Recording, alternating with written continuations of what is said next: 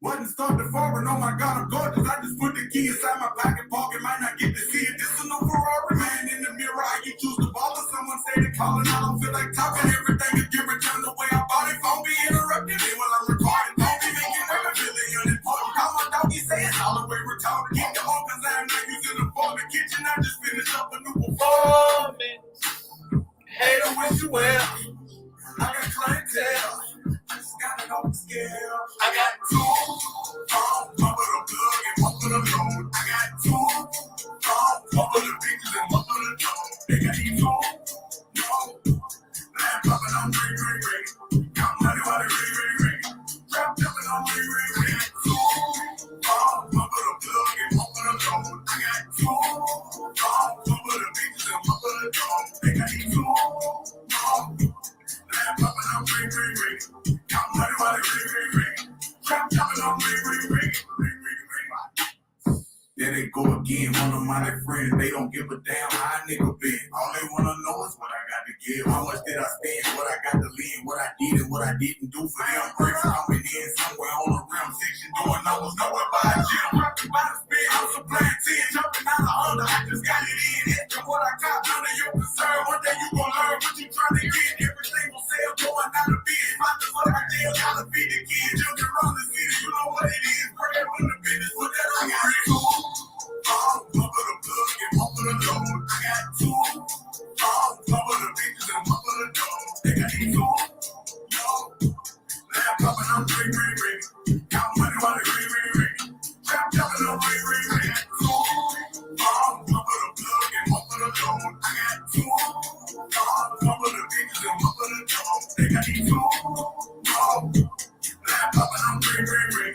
Got money while they ring. Rap jumping on ring. Find me bowling hard, I'm grinding hard, getting calling cards from your Barbie doll. When she run me, she know I'm a bodyguard. Money calling for me, baby girl, I'm sorry. You just say yellow, you're not that important. Way shape, but I go bring you to the club. It's not like Tana, I'ma put you in the wall. Say she costs a lot of chips, she don't really get a lot of this. Engaging where I'm gazing at her hips, and ain't nobody making no attempt. Amazing clip, hanging, slinging dick. Maybe we could make it taking trips. Maybe I was thinking too impatient. Phone ringing, hold up, what it is. One for the plug and one for the load. I got two. One for the bitches and one for the dough. They got these two. No. Lamb popping on ring. Got money while they ring. Rap jumping on ring. Two. One for the plug and one for the load. I got two. One for the bitches and one for the dough. They got these two. No. Lamb popping on ring. Got money while they ring. I want an encore. I'm gonna do the encore, y'all. Y'all already know what to do, girl. Thumbs up as I cue up another Kevin Gates classic. I just sworn favorite people till I feel like Michael Jackson reincarnated. Satellites never really made love. Satellites never really made love. She gon' get it right. Emotional, I be telling her she could say naive, but her friends are all straight. They gon' keep her good advice. Satellites never really made love. Never really made love. Never really made love. Time to share for the heart, just on the dealer. Look for breath, selling kilos. Got a shop out of town and got a spot to serve. I don't know what eat. Let's be specific. If I'm the nigga you feeling, am I wrong for showing interest in these women? Surrounds and all the strength, take that down and go to no time to lounge. With hoes on the grind all the time. Riding this down is Dribbling in my casino, can you keep up in my lingo? Someone say like this is jungle, which means love is a casino. Everybody just playing the windy. Think I'm needing a getting. How many layers? Many fears and what it is. That business I'm eating, maybe me taking the big. You still beating my brain. When I'm lonely, love, get them gone, cause ain't no one on the phone. But someone is wrong when it's wrong. Someone is wrong. Ain't no way he crying. Hustle every night. Promise everything is alright. Satellite. Never really made love. She gon' get it right. Emotions, I be telling her she could say night. But her friends are all crazy. They gon' get her good advice. Satellite. Never really made love. Never really made love. She never really made love. People changing on me, I am so sick of the masquerade.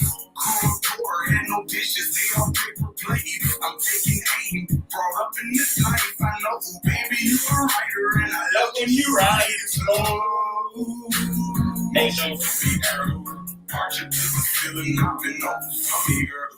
Put it on your head, when I'm putting on your hands, when I kill it from the pain, when you feel it in your veins. Late night screaming, all the right reasons, touching, teasing, falling like please. Right back, I love it like me, saying take some out, I know it might be. When your body goes shaking, you're ready to right knee. The middle is deep, I know it might be. I'ma keep going, I know it like rain. Can't stay still, I'm doing the right thing. Climbing the bed, with the jam in the bed, I'm tearing this spot, I'm finding the state. Big down, motherfucker, shit down with the head. Just gotta take some time with the set. Half on red, I can climb with the flip, which close should I break? Climb with the red, and climb like siblings, climb in the red. Mine's the time, and it's happened the best. More when it was first time, if you remember, she can't get a sentence. Alright. Satellite. Never really made love. She gon' get it right. Emotions, I be telling her she could stay nice. But her friends are all crazy. They gon' get her good advice. Satellite. Never really made love. Never really made love. She never really made love.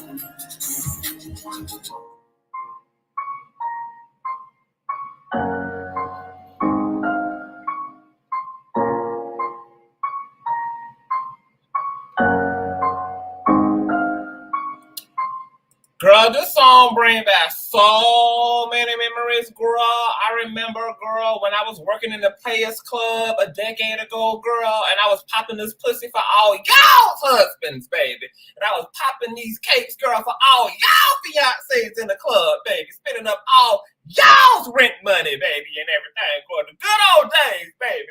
When I was out there shucking and jiving in my old life, girl. Okay, popping this coochie, baby. Okay, giving your husband something that he can feel, baby, so he can bring it home to mamas, baby, for the finish. Oh, yes, God. What's going on, Conscious Crew? It is your favorite breakdown commentator, CTV. Welcome to another riveting episode of the Consciouztv platform. You guys already know what to do as you guys feel into the sanctuary, girl. Go ahead and give me a dancing piece of thumbs up, girl. Thumbs up, thumbs up, thumbs up, thumbs up. This video, this helps with YouTube's algorithm and helps these YouTube CEO whores, okay, to do their goddamn jobs, okay? Also, if you're new here, go ahead and subscribe because if I like it, you're going to absolutely love it here. You need to also make sure that your notification bell is set to all because you never know what day or hour the king shall be kinging. And if you don't mind taking it just one step further, go ahead and share the stream out to all of your digital community, girl, whether that's Facebook, Yo Book, MySpace, His Space, girl, Massa's damn space, chat, Snapchat, His chat, this chat, bitch, wherever you got motherfucking virtual digital community at, girl, share the king out so we can continue to grow the kingdom all across the lands, girl. We trying to colonize up in this bitch, honey, okay? Digital global domination, Pinky. What you want to do today? Girl, take over the motherfucking world. That's every day, all goddamn day is the takeover spirit. Oh, with no further ado, let's push the fuck on through. I know a place where you can recharge your soul. Baby, that's Consciouztv. And in the midst of brokenness, he gon' see your asshole. Baby, that's Consciouztv. You gon' heal, you gon' laugh and catch a little shade. Ooh, girl. Y'all know he be slaying, y'all better stop playing. Come hear what he's saying. Ladies and gentlemen.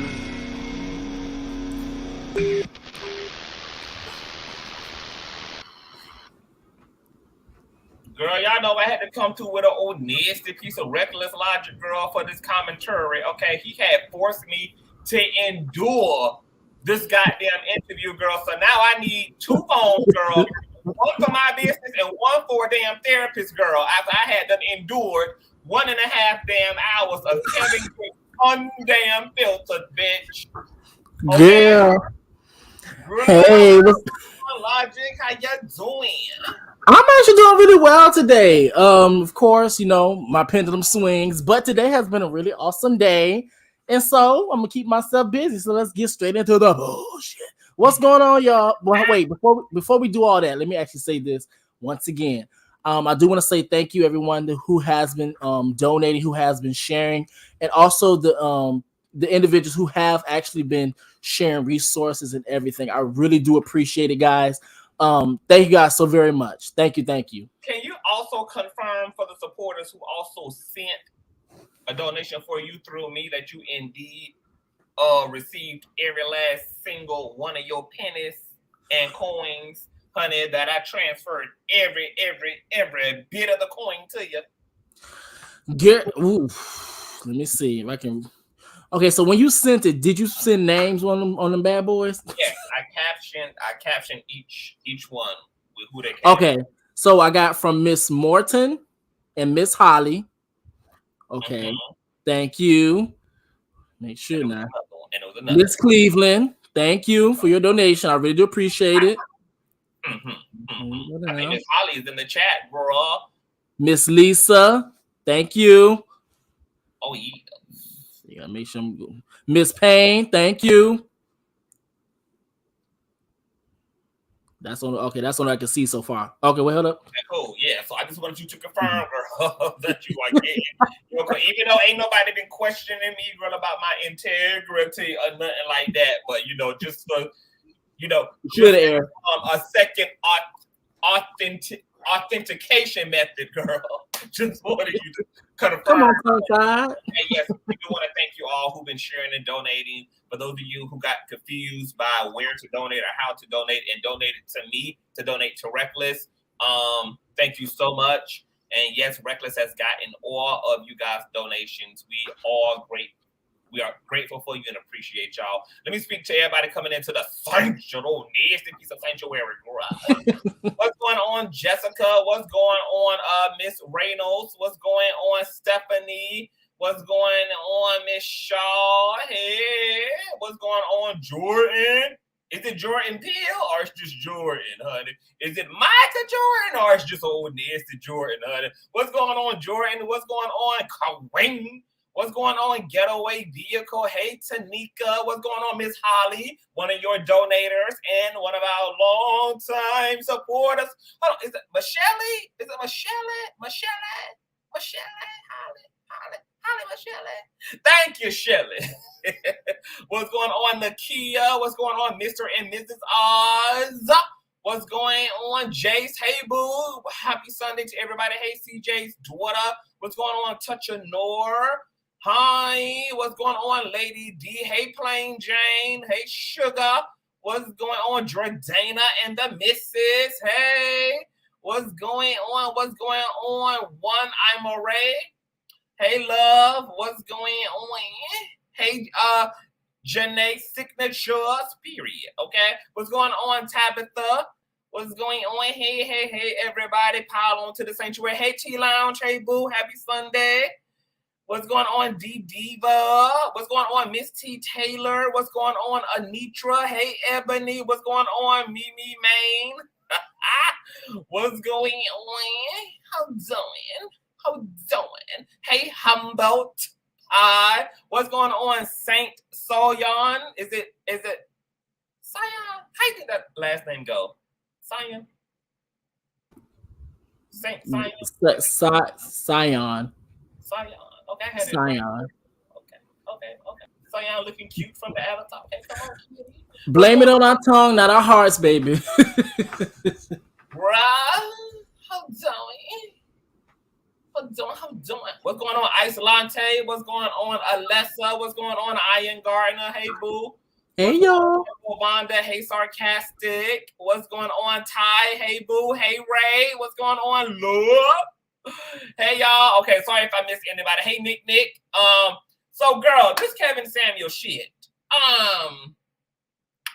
First of all, God bless Reckless, girl. You know, Reckless had brought me your old nasty piece of milkshake from this milkshake restaurant, girl. Okay, now he did send it to me after I sent him a bunch of nudes, but nonetheless, I did get what I want. You know, I think it's Whole Verbs chapter 9 verse 7 that says you got to use what your mama gave you to get what God got for you. Okay, so you know I use my pots, baby, and I got that milkshake money right up at this nigga. Okay, so shout out to Reckless, baby. I got an old piece, a large strawberry milkshake.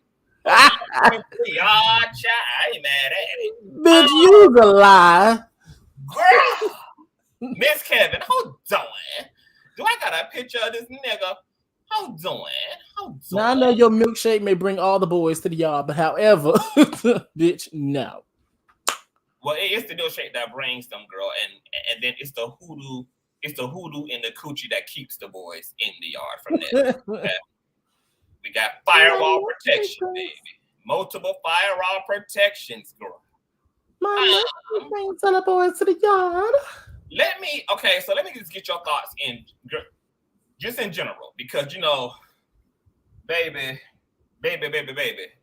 this was one hell of a damn conversation. I don't know whether Kevin Gates realized there was somebody else in the room to talk to, girl, because at some point in time, I felt like Kevin Gates really could have just interviewed his damn self for an hour and a half, girl. He really didn't need Miss Careesha's help.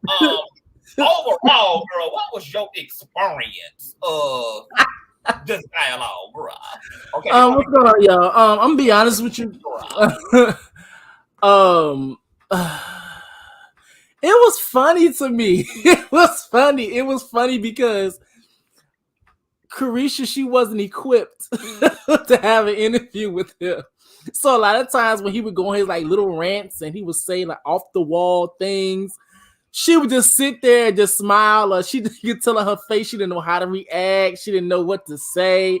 It was hilarious to me. It was so funny to actually see her just sit there and actually be like, "Oh, okay, girl." It was a key to me. I did not think I could ever feel sorry for a ghetto ass girl, baby. I actually felt sorry for Young Miami.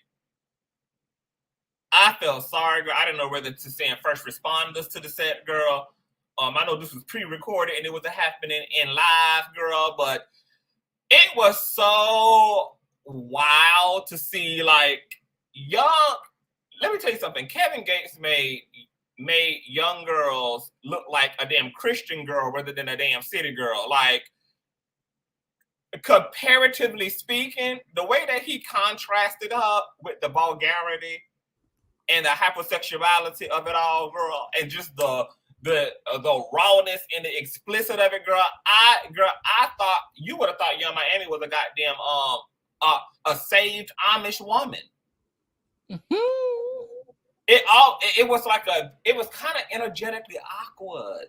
It was like kind of awkward because here it is, you have this beautiful woman, her lip gloss is popping, her weave is parted down to the middle perfectly. Her veneers are sitting. She's dressed like a damn Barbie doll. She's looking so classy and so beautifully sexy. And then here it is, to the left of her is goddamn Hurricane Gates. Category 5, baby. With all the shits. And then had the nerve to say that he meditated and worked out before he came here, girl. If this is the type of damn psychic gates that are becoming unlocked when Kevin Gates feel good, bitch, I'm gonna need a lot more depressive days for Kevin Gates, girl. It was just funny. So let's get into the minutia because I did take down some notes because before we get into the bald-headed whole portions of the conversation, there was some really good things that were touched on.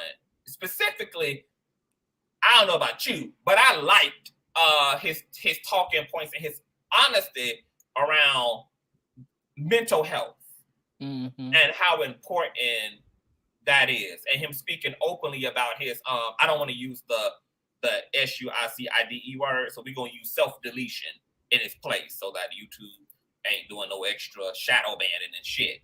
But he talked openly about self-deletion, which I thought was really important because I don't know if you guys know, but statistically, self-deletion statistics have quadrupled for Black men.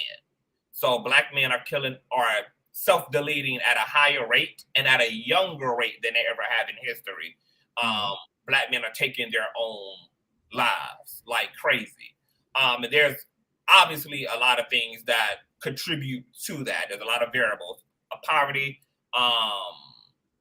trauma, the exacerbation of capitalism, which is causing people to struggle more. People are having to hustle more. People are having to live and exist within trauma while also survive capitalism. So you have to be working 2-3 jobs just to keep the damn bills on while your body is already existing in trauma. And that trauma is going untreated, and then you're being pretty much conditioned to be a worker bee while existing within all of that emotional agony. So it's very complicated in this country to have mental health issues, especially as Black and brown people who already don't have we are starting now to have conversations around the need for mental health and psychology and therapists, etc. But that's still something that we are working toward. The Black community is still very much so marinating in respectability politics and Christianity and using Western religion as a form of therapy, which clearly ain't helping no damn body at this point. But that's another story for another day. But I really appreciated him talking about that. And I hope that other young Black men and Black men in general heard Kevin Gates. You might can say a lot of things about Kevin, and you might can say a lot of things about Charlamagne the Goddess, but both of them, I really appreciate them as Black and brown men for using their platforms to speak openly about mental health and therapy and self-help and self-love. Like, we need Black men leading that march to freedom. What did you think about the conversation around mental health and his own self-deletion attempts and shit? Because that was like pretty wild. I didn't know a lot about Kevin Gates because I don't really follow him like that. I do love his music and I do clap my ass to his music and I do make my money to his music. But and I do be stealing these women's husbands, girl, at the Players Club every night, girl, to his music. But I didn't know a lot about the origin stories, girl, of Kevin. But what did you think about that? Okay, P Valley. Honestly, I like Kevin.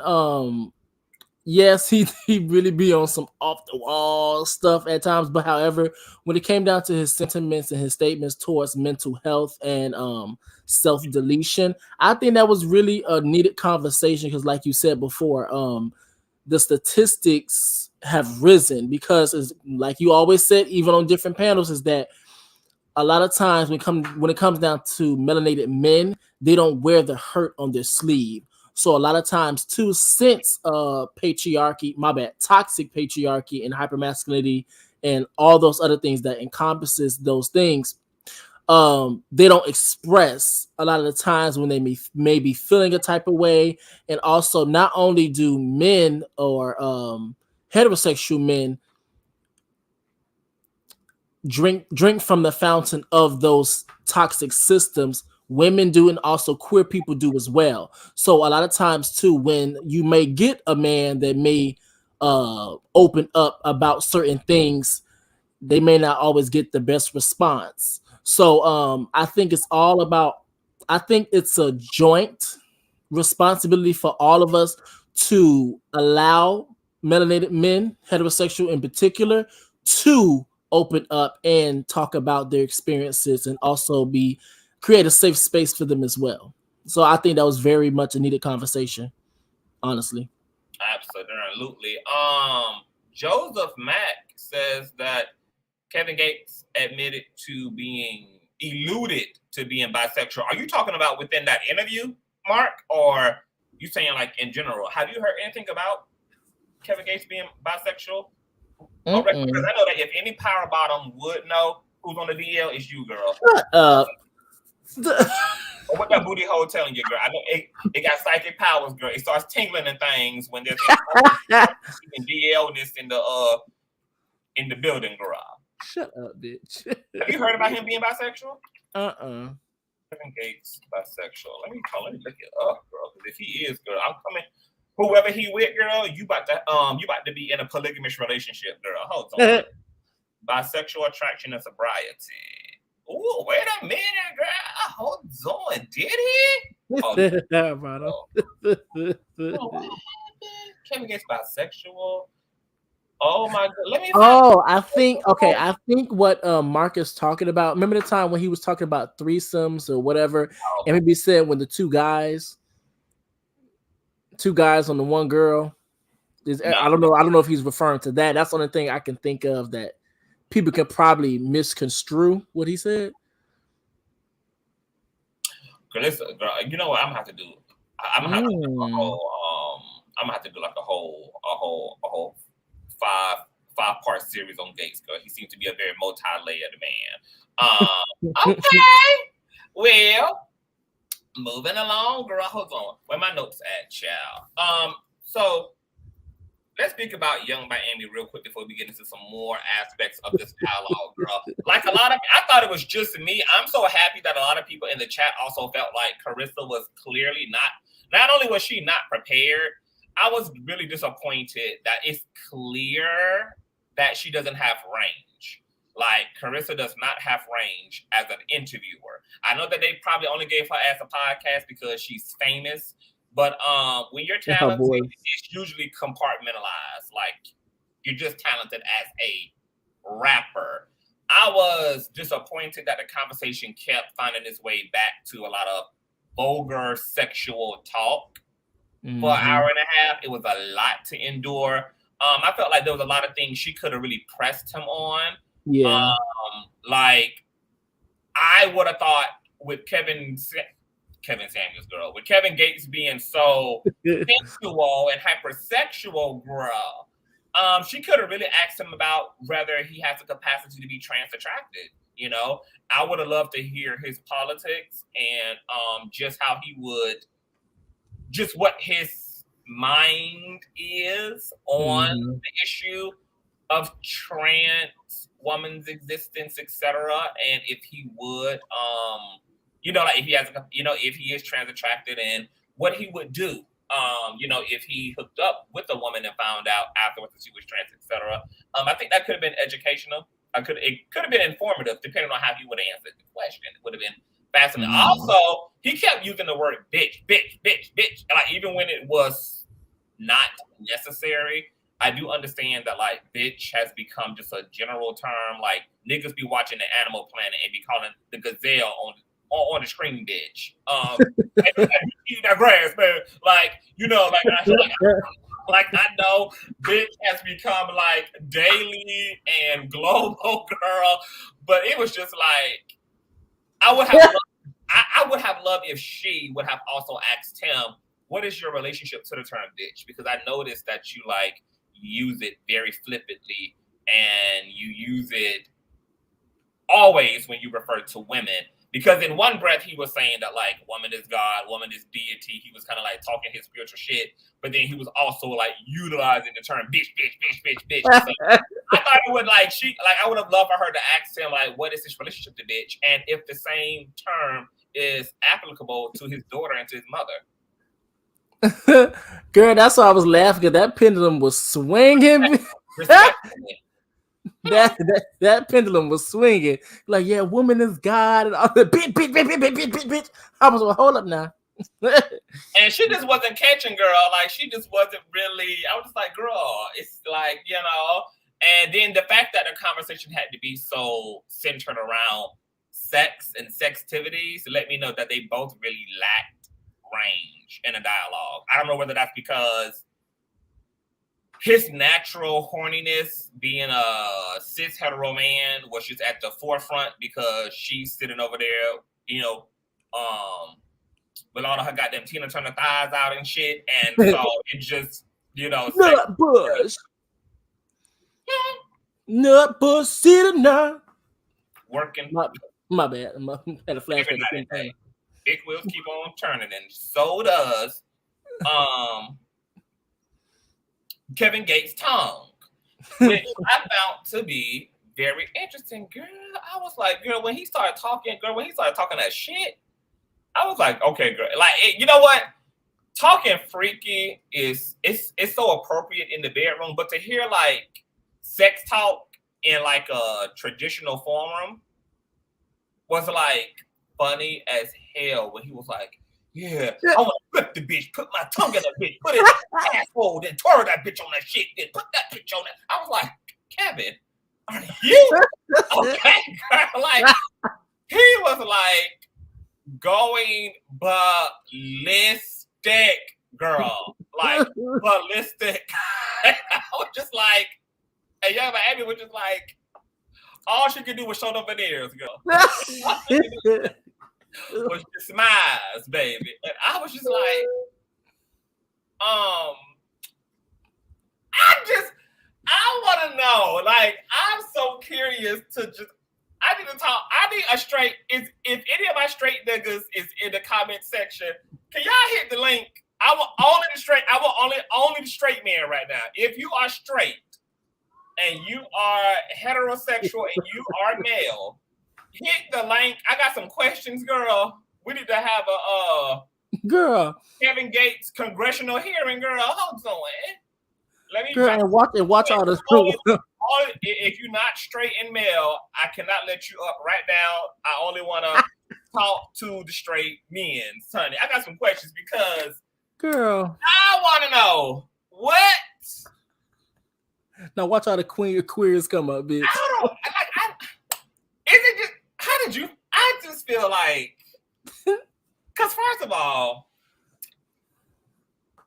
Young Miami is in a relationship. Mm-hmm. Even though some people are saying it's a PR relationship, but nonetheless, she with Diddy and she gonna stick beside him, girl. It felt inappropriate. Like, it's like this is a taken woman. You know, she's spoken for. And I just don't feel it was appropriate for him to sit there and to talk that viciously about sextivities and just all of the like unnecessary detail that was involved, girl. And it was just like very detailed every time it came up. I don't know. Something. That's Kevin being Kevin. Something feels off to me. Like I was just like, because I'm thinking like, I wonder how Kevin would feel like if a man sat in his daughter's presence, like whether it was a guy she was seeing, whether it was just like one of her homeboys, and a man just carried on like that in front of her. Like, because sometimes I be feeling like when it comes to cis hetero men, they be hypocritical as fuck. Like, they'll do shit that they don't want other niggas to do. Like, they'll do shit that they'll beat other men's ass over doing. Like, get into it. They will disregard boundaries that they don't believe exist for them, but that they will put in place for every other man. And I was just like, I don't know. Like, if Young Miami would have been a single woman cutting the fuck up, like, it would have been fair game. But I just felt like, I mean, you could have. I don't know. Maybe it's me. Maybe I'm just zoning in too hard. What did you think about their dynamics as it relates to like this heavy emphasis on the sex topic? Well, for one, maybe because I'm kind of know what Kevin Gates give. I will agree he should have toned it down. I can tell you that much. But I'm not shocked in the same token. But however, I will say this: the thing with Careesha is that she was feeding into it. All her questions were sexual. Like even when she had the opportunity to ask more in-depth type of questions, or even trying to, I guess, detour the conversation. So many loopholes in the conversation, but however, it was just sex. So of course we end up getting to the conversation of him spitting in the bitch butt. So, and I'm not gonna lie. So I was kind of here for it. I was like, yes, Kevin, spit in mine. But I guess that's kind of how I felt about it, honestly. I mean, I understand. You know, everybody who was horny and watched this interview totally appreciated it, girl. Ain't nothing go over their head. Everybody who was, you know, who had out the jumbo size dildo on the couch, and everybody who had the vibrator, and everybody who don't mind sleeping with a damn girl, and everybody who ain't got no damn boundaries, girl. Everybody who filled with sin and carnage didn't have no problems, but like black. I don't know. But to people's point in the comment section, she is a city girl. She's vulgar herself. Her music is explicit. Her image is like sex. So, you know, maybe he felt comfortable because they both, you know, are salacious ass rappers, and but for some, there's the comfortability there. But I don't know. It's still but I'm not gonna lie. For some, like they give me low key, they give me brother sister bond. Like I want to say close, but I don't see them getting on that type of level. But I see them like it's like oh that's little sis over there. Oh that's big bro. Like that's the kind of the vibe I was getting. Because even when she tried to touch him at one point, he was like, "Please don't touch me. You're toxic. You're toxic." It was giving me friend vibe there. Brother and sister, homeboy. Yeah, it was giving me that because he was like, "You're toxic." She's like, "You're toxic." It was like, yeah, it was giving me that. They definitely don't make sense together because Yama and Amy could not match Kevin Gates' energy in that fucking interview. I mean, that'd be a key, bitch. Ooh, girl. I'm sure she put a protective order in place after that damn with Kevin Gates. Now he also well, while we're here on the sextivities, girl, I did appreciate his freak level. I like a man who's very open-minded, and I love a man who likes to get wild and nasty and belligerent and unlawful and felonious and criminal and deranged and demented and dangerous in the bedroom, girl. I love a nigga who loves to get evil in the bedroom, girl. So the fact that he would choke and throw motherfuckers up against walls and spit all in their face and have them spit all in his throat and milk all over him and pee all in his mouth and all in his he gonna have her pee in his pee hole, girl. And she like, I'm like, yes, Kevin. Now I don't know why he got Gates up, because clearly them motherfuckers don't work, girl. Anything gets through the Gates, girl. I'm not gonna lie, I'm here for it all except for the piss. The pissing is not my thing personally. So I was here for it until he said the pee. I was like, yes, and I was like, hold up, piss. Okay, you lost me on that one, but however, everything else I'm here for. Personally. Here's another thing. I wanted to know, like, who was the information really for? Like, when people speak at this level of like freak. When people are this explicitly articulate, especially about matters that are like private, because you know, so funny, people will talk about all that they do, but it's not like these are the same people who would like also put out sex tapes and let people see what they do. So I'd be wondering, like, who is the information for? Like, and I think it's also funny how, like, Kevin Gates has set up every woman who will ever be publicly connected to him in a romantic fashion. Like, all her tea is already exposed, because we already know, girl, what you guys to be willing to do to be with Mr. Kevin Gates, girl. So we already know that every damn woman who gonna ever be connected to Kevin Gates from here on out, sexually or romantically, girl, is gonna have the entire cracking her ass lit. Entire. Like, you gotta have full on slut energy for Kevin. Full on. Come on, slut. Full on. Now, I will say that I do think that sex is supposed to, like, you know, there's supposed to be no boundaries. I feel like, you know, we live in a society where we can't murder and steal and kill and beat the hell out of each other and go back home and won't have no things to worry about. So where you do get all your animalisticness out at is in the bedroom. That's where you get all your evil out at. Okay. Mm-hmm. So, whatever floats your boat, let it float. Let it float. Let it float. But Kevin seems to have a great time when it comes to sex activities. I appreciate that. Now he talked about something else, kind of in the line of mental health. He says protecting his energy. He's really big on that. I thought that was really dope because I'm literally that annoying person now. I have grown old enough to not. I have grew old enough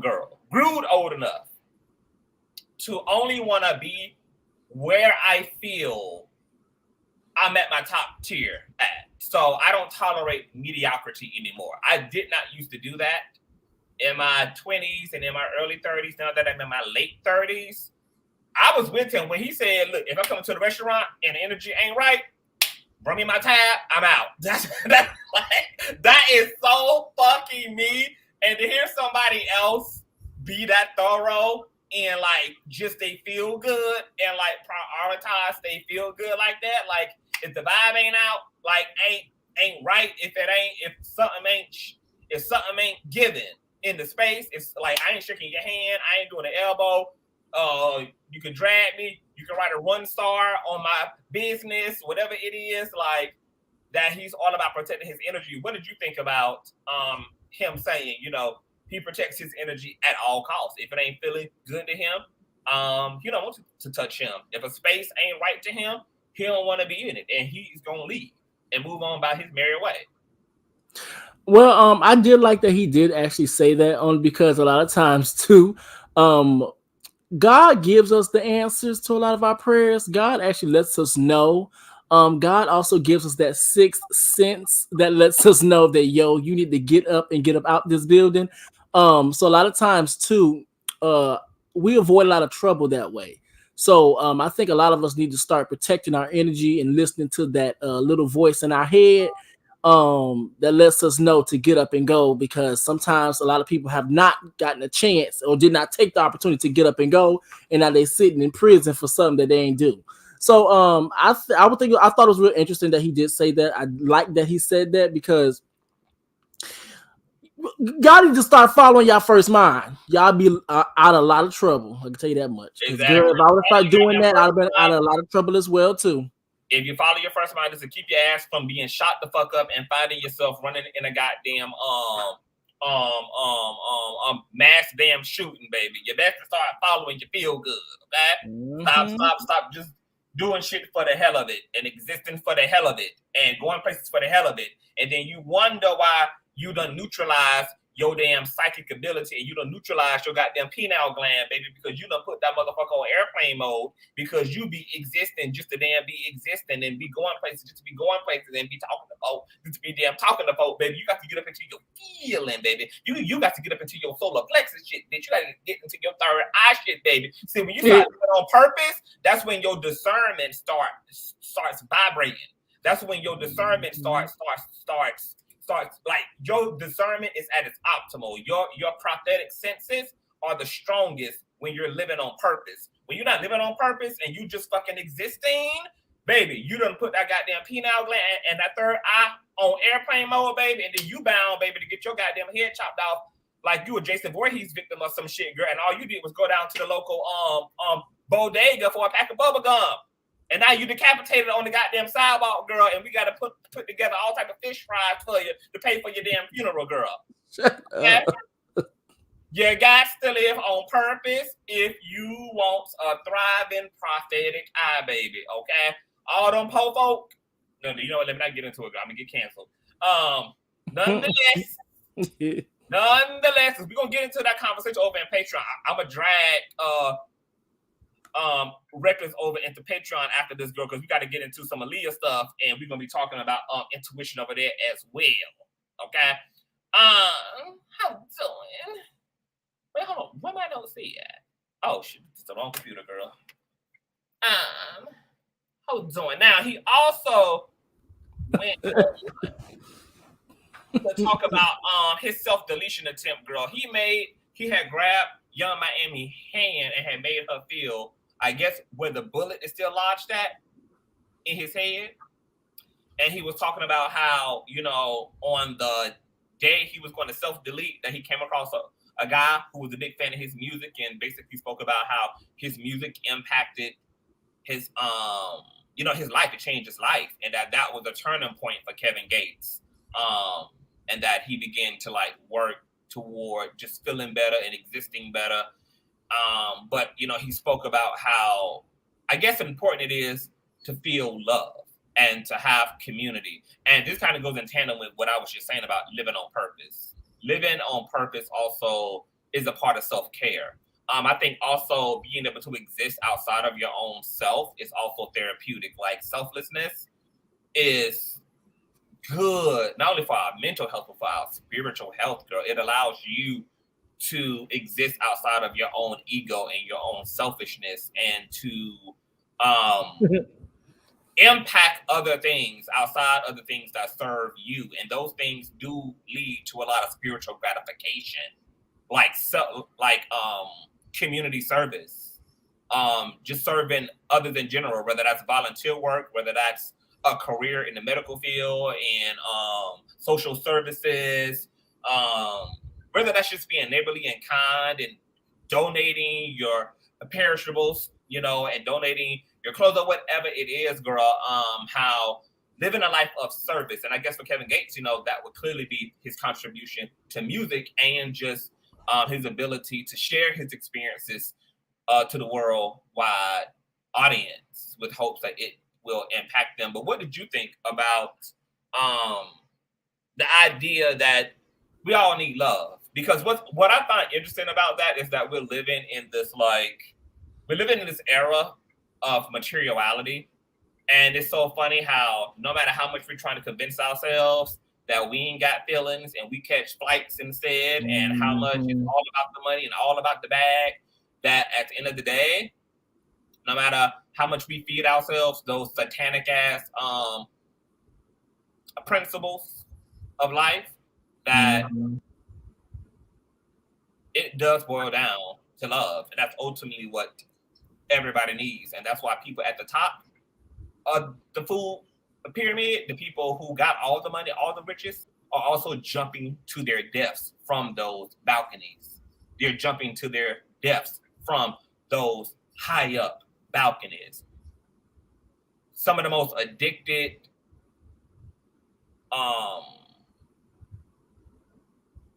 and suffering individuals are people who got the world in the palm of their hands. Because there is no greater substance that is going to really complete you and make you whole, but that LOVE. That's LOVE for self and LOVE for others. But what did you think about that? I thought it was very interesting because, like you said, a lot of times too, people do have this philosophy of fuck, love. I just need money. I need to do this. But however, at the end of the day, and this also goes to like how I said in my previous job before this, they paid me good. I was like, yes, I was here for it. But then after some time, you kind of get tired of the shit. And so a lot of times it comes down to a point you be like, fuck the money.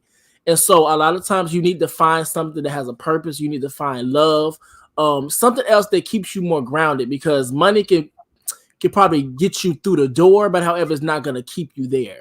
So I think a lot of times too, people have this idea where they think that their joy can only come through material things, but however, the joy also, you also have to keep in mind as well as that with money, it comes and it goes. So if your joy is through money and it's going to it's going to manifest certain people, just also know when that money leaves, the people are going to leave and your joy is going to follow right behind them. Amen. Come on, Pastor Logic.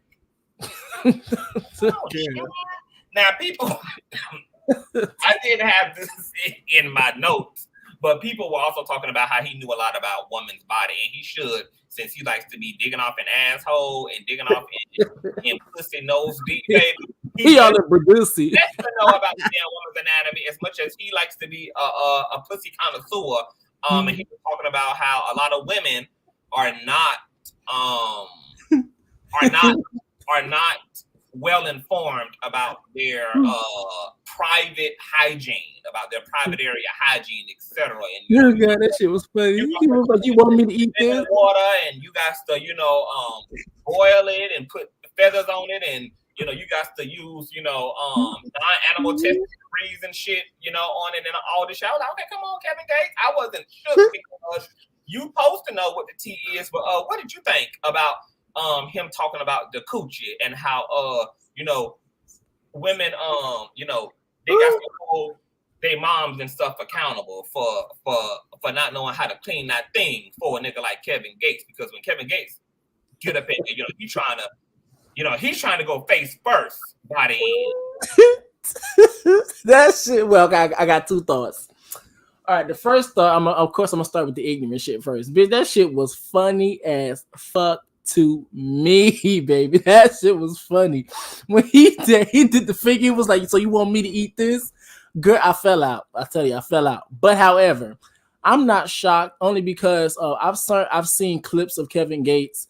Of course, like I said before, I'm gonna keep saying throughout this whole commentary is that yes, he most definitely should have calmed it down. I don't know what the hell he was on, or what kind of meditation or weed that was. But however, whatever heavens he was on, he should have came back to the earth physical realm. Okay, but I will say this is that I'm not shocked, because even when Kevin Gates speaks, at least from different clips that I've personally seen, he comes off like a Dr. Sabi, that type of knowledge realm area. So I wasn't shocked when he said it, because I was like, okay, he's kind of into herbs and stuff. So I'm pretty sure he was like, okay, women, you need to eat this because it makes your hygiene this and all this other stuff. So I wasn't shocked personally, if that made sense. Girl, I'm so glad that I am not a damn female, baby, because let me tell you, I'm too damn lazy for a pussy.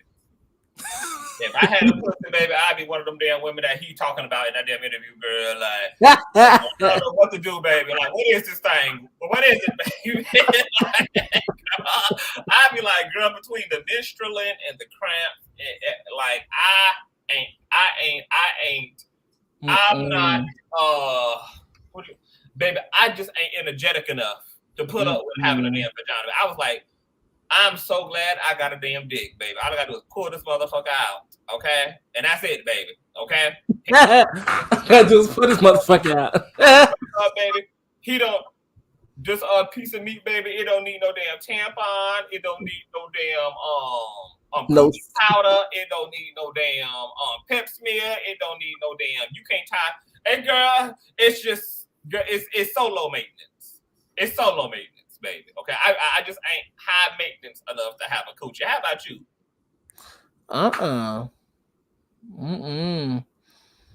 Girl, like keep in mind, I already put enough work to make sure my body's already up to. Girl, just add a coochie on top of it. Oh no, that's too much work. That's gonna add more stuff I gotta put on. You don't even be dishing for these niggas, so I know damn well. Bitch. I know damn well that coochie. Do not put that message out there. Damn well, that reckless, baby. That coochie be reckless for sure.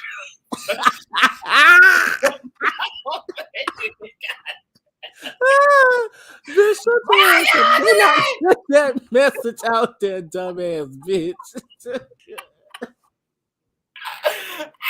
Ow, baby, that's another conversation for another day, girl. Shut your ass up, bitch. Oh my gosh. Oh, okay, girl. So he goes on. Okay. He goes on, and he also talks about okay, girl. He said he talks to himself. Now, that's interesting to me. What did you think about him saying, he talked, because Young Miami said that she also talks to herself as well. I think a lot of people do that. I think that when we get into like the public, we say it, we don't. But I'm gonna say this. I'm gonna speak. Well, I'm gonna be another brave bitch. I'll talk to myself. Now, I don't think I'm gonna say this because I gotta clean it up because you bitches gonna start going crazy. Now, I'm not saying I talk to myself as in, hey, how you doing today? Oh, I'm doing well. How about you? Oh my God. I don't do that. But however, I do a thing where I talk out loud. Like I think out loud, I talk out loud. I'll purposely say things out loud. Like, because a lot of times too, I misplace things, and I'll be like, okay, I'm putting this here, so I can remember where the hell that shit at. Now, if he meant that, then I understand that. Now, if he means, hello, how you doing today? I'm doing well. Oh my God, what did you eat? I ate dinner. Oh my God, what did you have for dinner? I had broccoli. Oh my God, broccoli is my favorite thing. Me too. Like, if he did that, then I'm like, okay, girl. But if you like thinking out loud, that's one thing. If you like saying stuff out loud to remember certain things, that's a whole different thing. But if you just having full-fledged conversations, okay, girl. Look, when Miss Sandra says she talks to herself and she answers her damn self on period. Who you talking to? The Holy Spirit within you? Okay, well, this is my question. Okay, so this is my question to you. When you pray to God and you listen for an answer, who the fuck is speaking back? You talking to me? Yeah. Who you talking to? I mean, like, who's speaking back? Because in some way, shape, or form, we all speak to ourselves and we answering ourselves as well. So that's I think okay. Here we go, because I think it's very vague as well too. Because and this would have been another thing for Careesha to kind of dive deep into. Now, if it's like on a spiritual aspect, that's something. I think that's something just completely different, or at least I would say it's accepted differently compared to, because we don't know on what basis or context. Baby, to where he talks to himself. We know Kevin Gates having a whole damn conversation with his damn self. That nigga got all the questions. He provided all the answers too. Shut up. That bitch don't need no. The reason why I said it because he is spiritual, woke with quotation marks. So I don't know if that means he talked to himself as in he could be praying, manifesting. I don't know what form that he likes to use.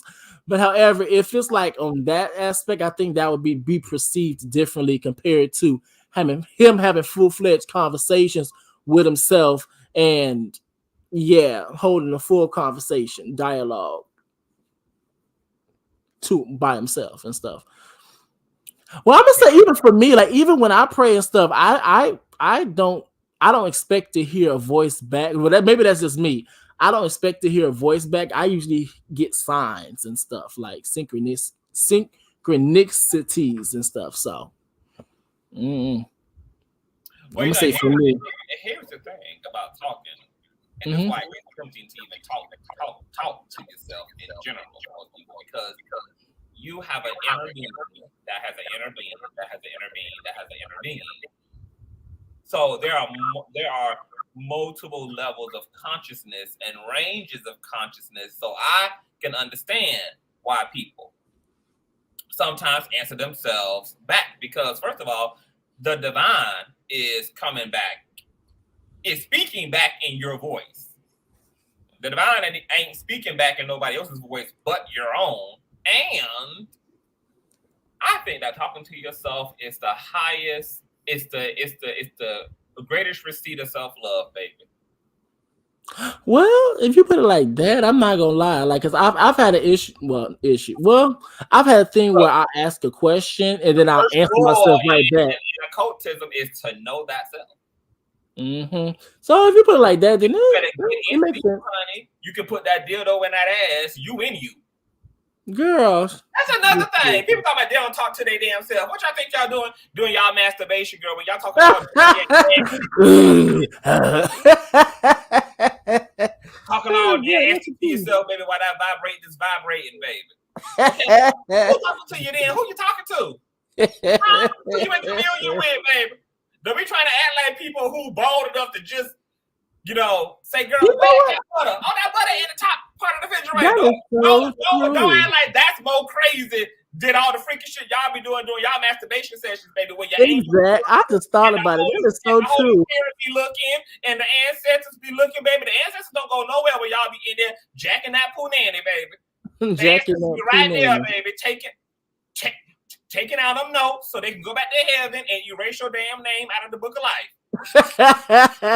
No, because the thing is, like, that does make sense, because like we kind of look down on people that quote unquote talk to themselves, but however, when you start to masturbate, be having sex, or etc., like people doing the craziest shit, putting fist up their ass like conscious or something, like, oh my god, elbow deep in this, like, oh, it doesn't make no sense. I was gonna tell them about that in the next video, bitch. Oh, sorry, that's what it means, y'all. Just make sure you never shake this bitch hand in person. Girl, if your energy ain't right, you ain't getting a hand anyway. My God, today, I don't think there's nothing wrong with talking to yourself. What I do think is problematic is not discerning all the energies that are moving through you, whether those are so-called external energies or whether they're internal energies, I feel like where it may cause for a mental concern, a mental check-in, is when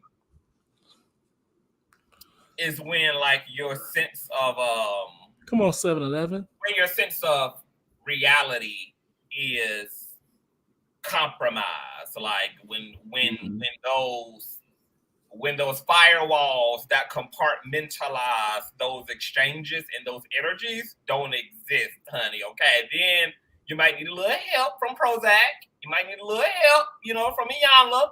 Okay, you might need to pull it back. But in terms of like self-communion, baby, self is eternal. Self is cosmic. Self is transmitting all the input, all the output is all happening through self. So, think about this. When you dream and you are having dreams that involve other people and there are exchanges and engagements, all of those engagements are happening in self. That dream is not happening in the physical plane. So all that, girl, in your dreams, you playing multiple goddamn characters, girl. All at once, girl. That's how much self is capable of creating and existing in its own universe. Self is the universe. So talking to self, having conversations with self, I don't think that registers as a problem per se, but there's nuance. There's nuance there. Maybe nuance that we'll get into in another conversation as well. Going back to the self-deletion thing, I once again just got to big up Kevin Gates on talking about self-deletion. I think it's so important for Black men to speak about loneliness and brokenness and sadness and hopelessness, and because these are things that a lot of Black men don't feel comfortable talking about because it disrupts the patriarchal socialization that they've endured, because you're not supposed to be connected to your emotion. You're not supposed to have feelings. And so a lot of Black men are suffering in silence with feelings of self-deletion, fantasies of self-deletion. A lot of Black men are dealing with a lot of turmoil in themselves. And so I appreciate Kevin Gates representing, because he represents like the men's men. He's a hip hoppity ass nigga, all these fucking tattoos. It can't get like the representation for maybe patriarchy on a visual level can't get more real than Kevin Gates. So for him to talk about those feelings and to speak about like the necessity to have compassion for yourself, like that you got to learn to turn that love that you have for everybody else, you got to remember to turn it on yourself too. You got to remember to metaphorically pull the love trigger on yourself. That self is important. And a lot of times we do try to fix ourselves by fixing other people. And while there is a joy and a place for fixing other people, I think that Lid said it best in the chat, that you can't forget to leave yourself out of the equation. You can't leave yourself out of the love. You got to learn to develop your own divine femininity as a man, and you got to learn to empathize with yourself. You got to learn to be emotionally supportive of yourself. You got to be honest and be willing and feel comfortable coming face to face with your emotions, and then being able to talk yourself through those emotions and permit yourself to cry if you need to cry. Permit yourself to be vulnerable if you need to be vulnerable. Permit yourself to speak, to give that stuff language, to allow other people to open up their capacity to love you up. Like, it all creates a domino effect. So it's really, I think Black men's community is in a state of crisis and chaos. And I absolutely need more Kevin Gates to speak about mental health for men and speak about the emotions that men deny. Because no matter how men have brought into the socialization of being emotionally sterile and emotionally dumb and emotionally disconnected, men in no way, shape, or form have actually divorced their emotions, because your emotions are an aspect of your humanity. You cannot fundamentally erase your capacity to feel. So even though men don't like to acknowledge their feelings, they don't like to make decisions from their feelings, they don't like to deal in their feelings, and they don't like to do things that get them in their feelings, men nonetheless have them. And those narratives will change for men when Black men really start tackling that conversation with men. Because it's definitely time for the feed to reverse. It's time for a different script for the same goddamn cast, because this version of masculinity is absolutely killing these niggas. These niggas can't even survive patriarchy them damn selves. It's taking them over. It's making them put a rope around their goddamn neck. It's making them OD in lean and pill popping and meth and every damn thing else. It's destroying them. They can't even survive it. So it's just we're not. It's wild to me to see a man like Kevin Gates, who comes from the streets. He comes from that like very hyper masculine world, and to see him doing the work and to see him encouraging the Black community, particularly encouraging Black men's community to do the work to understand themselves so that they can really become themselves fully. And I don't want to make this too metaphysical, but this also is largely why men also are attracted to women. They are attracted to their own femininity. But because the way we socialize men in the West, men only feel they can connect to their divine feminine, or only feel that it's appropriate to connect to the divine feminine by engaging in women and by being in relationship to women. But you also need to be in relationship to the woman within yourself, because we all are birthed and born and created in both of those energies, and being in touch and aligned with those energies is what makes us complete and makes us whole within. But what do you have to say about I don't know if you had anything else you wanted to add to that part? I don't know, because you kind of hit it on right on the nail, right on the head. Honestly, it's especially when you brought up the whole point of how men, they are attracted to femininity, and they think it's only appropriate to actually engage in the divine feminine when they are accompanied by women. Because I actually see that a lot of times with my other heterosexual friends, and when it comes down to my family members, I notice a lot of times when we get into the man cave or barbershops, all the different types of things, we don't really talk about the emotional. Like, it may come up, but it's gonna be like, okay, we talked about it. Okay, next thing. But however, it strictly stays on the physical level, or the man talks about how he feels. But however, those true raw emotions don't always come out. And if they do come out, it's very rare. And if they do come out, it's very much a quick session, one or the other, or the combination of the two. So I think a lot of times too, when you said that, it kind of reminded me and actually showed me a few times in my head when I actually count and actually attest to that actually being the case, because I've seen it within my own family. That's it, nothing much. He also spoke about being sexually abused. Girl. Which was, I mean, like, these were really the things I really appreciated about the interview. Like, to hear a man speak about these things was really impressive. It was really refreshing. Now, if I'm not mistaken, he did not identify the sex of the person who did the violation. I don't know if those of you who follow Kevin, has he verified the sex of his violator or not in previous live streams or interviews, etc. Sexual abuse is prevalent.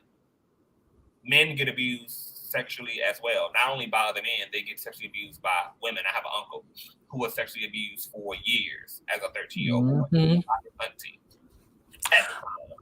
I'm gonna be honest. Tie him up in the basement of her house over summer breaks, and like when he would be taken there to visit, etc., and his aunt would tie him up in the basement, and she would assault him sexually, and he ended up being, unfortunately, one of those victims who also did the victimizing as a result of being victimized. So he abused other people close to him as a result of something that was introduced to him as a young boy. So that cycle was there. But yeah, you was about to say. I was gonna say, I'm gonna be honest. I think a lot of men, like, and I don't want, and I'm not confident enough to say more than women, but I want to say it's if not more, I'm gonna say very close when it comes down to men actually being sexually assaulted. I think the thing is the reason why we don't get a lot of, well, one of the factors why men don't say anything is the psychology behind it, the way it's perpetuated, and also the way that it's supposed to be quote unquote received. Like, cause I remember one time I was in it was like a long time ago. I was like in just getting into high school, and I was in McDonald's, and I was just there waiting for somebody to come pick me up. And I remember I just joined this conversation with this man, and he was talking about how we was talking about school, and I was talking about how there's a rumor that there was a teacher sleeping with this student or whatever, and she has like a history of doing that or whatever. And he talked about his own experience where how he lost, I think, his virginity to this older teacher, and the way he was explaining it to me, I was like, in my head, I was like, sir, you was literally sexually assaulted. But he was like, oh no, I liked it. It was this, it was that. I was like, oh, okay, sir.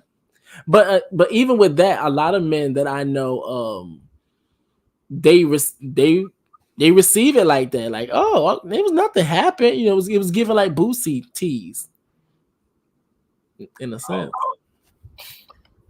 Yeah. What's crazy is that a lot of men, because of the way that young boys are socialized, they don't even know that it's abuse. Like, yeah. I in high school, there was a scandal at my high school where this female teacher, science teacher, not only did the school, they didn't do a very good job at vetting her, even though I don't think one should have had to do anything with the other anyway. But she was a porn star. She had done porn at some point in her life. I don't feel like that should have kept her from being a school teacher. But there was obviously also some deviancy there, some sexual deviancy there, because she ended up having a sexual affair with two of my homeboys at the time. They were 14. This was a grown woman. We were all 14. This was a grown woman. And she would make them run trains on her in the classroom after school. They were 14. Now, because they boys, and because they've been socialized and encouraged by the grown men in their life to lose their virginity quickly, that to get an older woman is the cap and the fulfillment of your sexual capacity as a man, that those things were victories and wins. A lot of times, young boys were in proximity to female abusers who were sexually exploiting them. Older women in the neighborhood who were molesting and RAPING teenagers, but this wasn't looked at as that because boys were encouraged to sexually conquest in this way.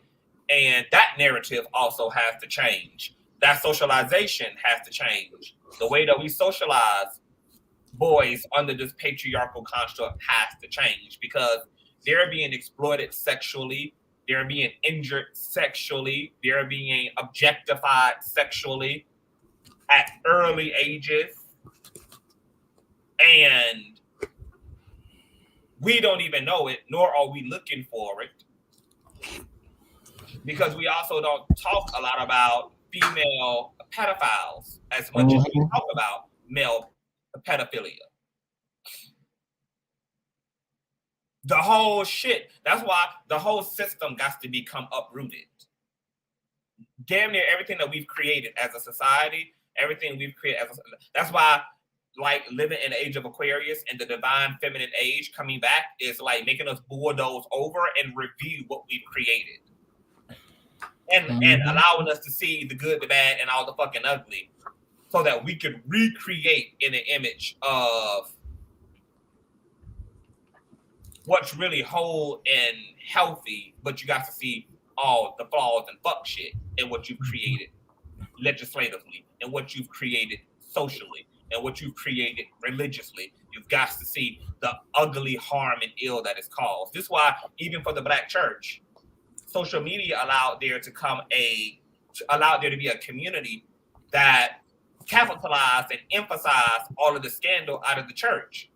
The universe didn't create that community and that space for that to happen to bring shame to the church, but to bring correction to the church. Because you can't know what needs to be changed or how to fucking change it until you see the side effects and the impact that is having, all the impact that is having, the good, the bad, and the fucking ugly. So that's why we're living in this exposing age. It's really, even though, because we are a non-spiritual people, the exposing age is just being dealt with as a slanderous age. But it's really a corrective age to be in. To be so-called exposed is really to have the opportunity to repent, to have the opportunity to correct. The word for repent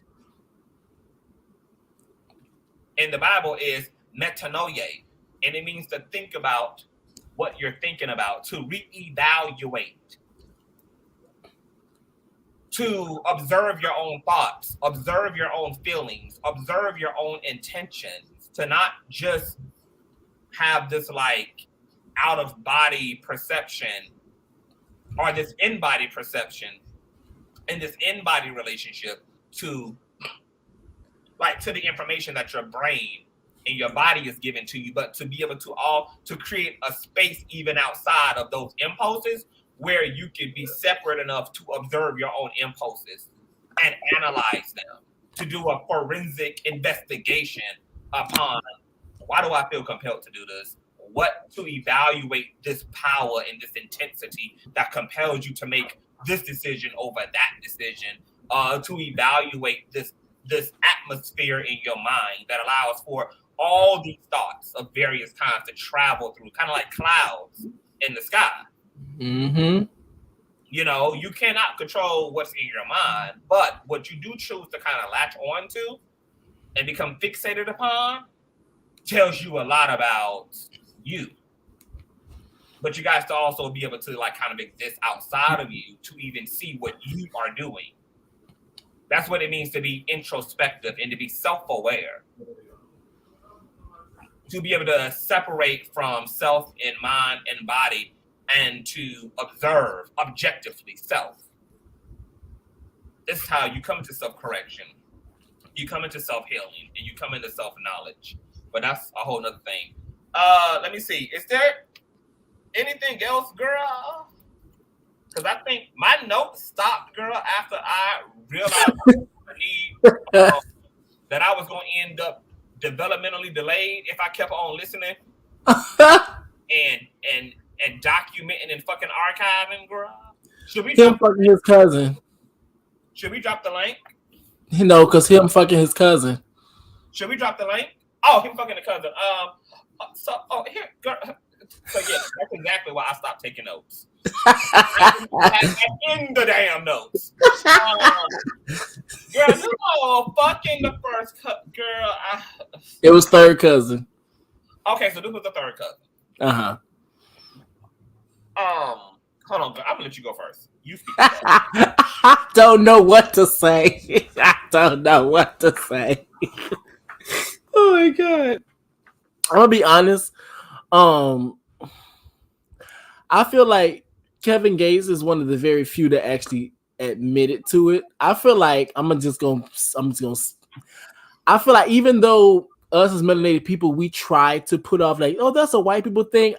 At least in my experience, I've heard a lot of people I've talked to, they have done that. Now, I think it's just weird because since we are melanated people and since we do live in the Western Hemisphere, we're very conservative. We don't speak about a lot of things, trauma, mistakes we have done. So I just think he's one of the ones that's actually said it. I'm just gonna be gracefully says that he also said that his wife was his cousin.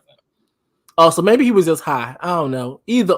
I don't know. I don't know what to say. I'm just going to find out. I'm just going to go on a stretch here. I don't know. There may be something. And I'm dead ass serious. Like, considering the fact that he has endured sexual trauma, I'm not surprised that he has like a hypersexuality about himself, because sometimes that's the way sexual abuse impacts young victims of sexual crimes. They develop a promiscuity or a hypersexuality, and that may explain like why his sex is also so violent and intrusive. Like if you listen to the way he describes sexual exchanges, it's very chaotic and it's very like obliterating. It's very like brutal. And there may be a lot of people who find that to be sexy, and those people also have a lot of trauma bodies and a lot of pain bodies, they damn selves. So of course they find brutal ass sex to be, a turn up. But I would not be surprised if his sexual abuse is related to kind of like the way his sexual engagement has kind of taken on maybe like a bit of a perversion. That there's something kind of deviant about Kevin's approach. It was just like, it was too much. Like, and I think that, and maybe there is something there, or maybe there isn't something there. But I think that he should take it as an opportunity to sit down with somebody and to ask them to sit down with a professional and say, hey, I realize that I like to eat a bitch booty hole until it's wide open and then spin her on the tongue and then feed her the dick while my girl lick her feet and make that bitch gasp for air and suffocate and choke and see the light and something that just has something to do with my own trauma as a man. Just could I, like, it's better to be safe than to be sorry.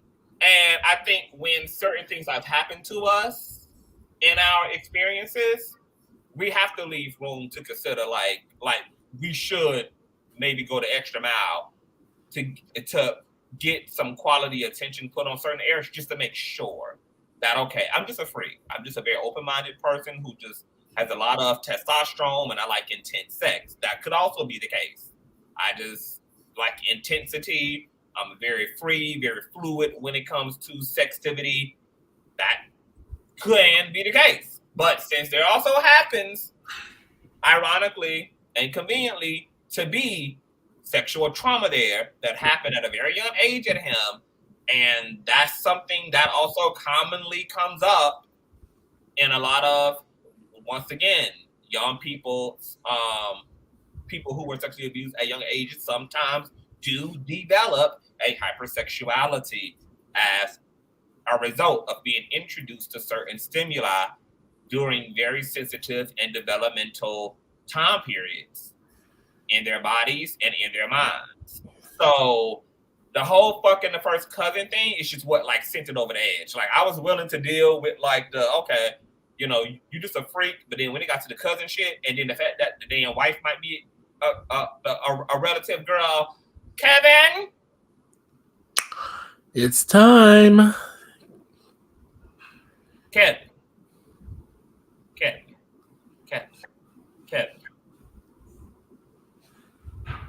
I need you to stop turning your damn family tree into Tinder, bitch. Okay? Your family tree is not Tinder, bitch. Your family tree, girl, it's not Penny and Fish, Miss Mamas, okay? That's not what you was giving female cousins and aunties for, baby. Okay? It's for you to be having a damn sexual buffet in the damn family, girl, okay? You is a boy, Damon, and you is free from the plantation, girl. You ain't got to reduce yourself to just your family no more, baby. Plenty of other women exist, girl. You said stop turning your family tree into Tinder. Shut up.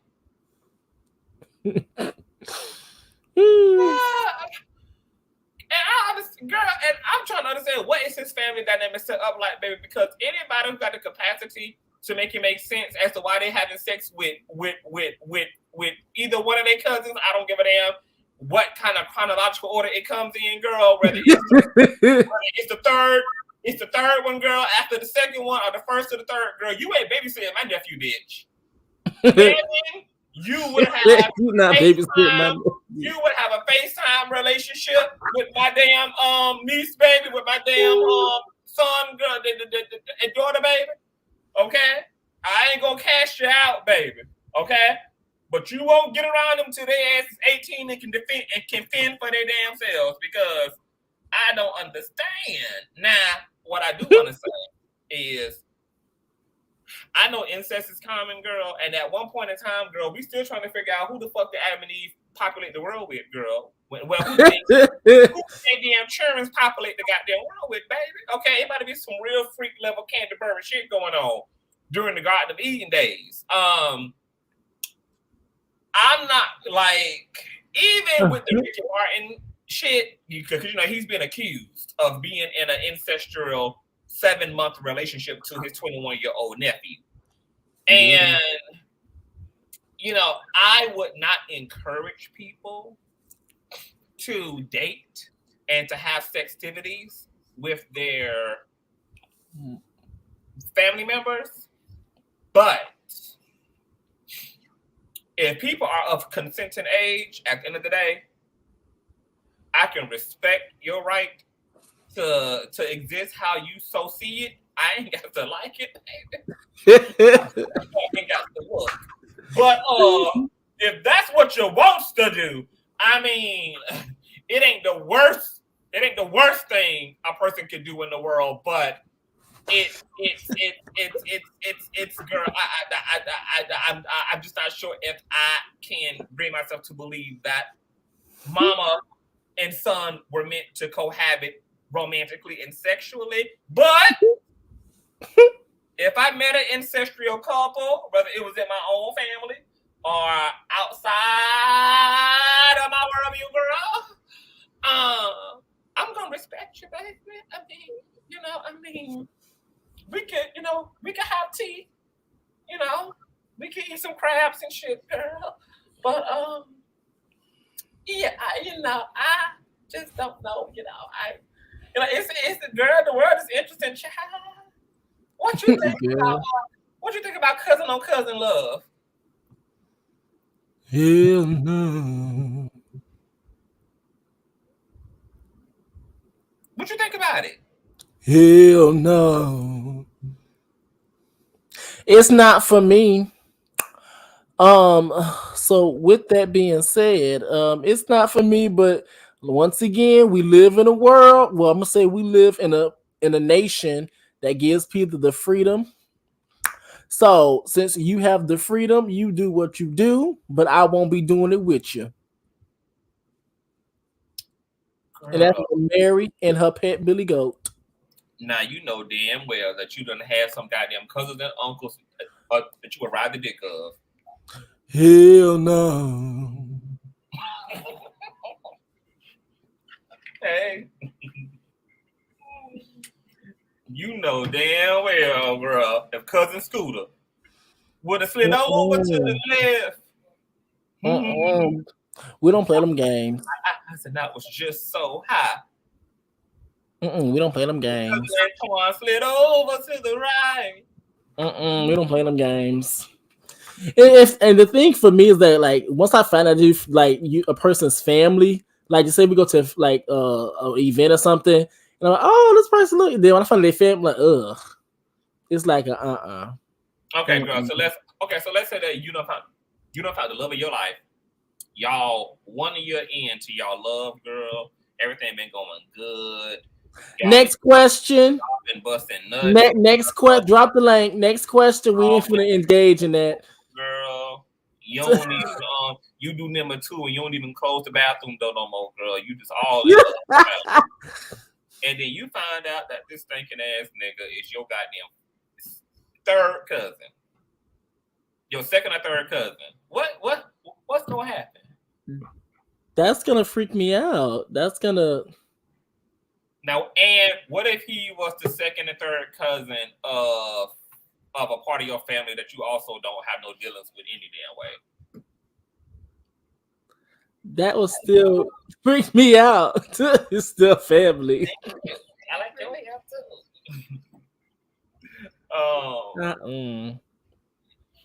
And you don't even deal with them folk any damn way. Would you do it?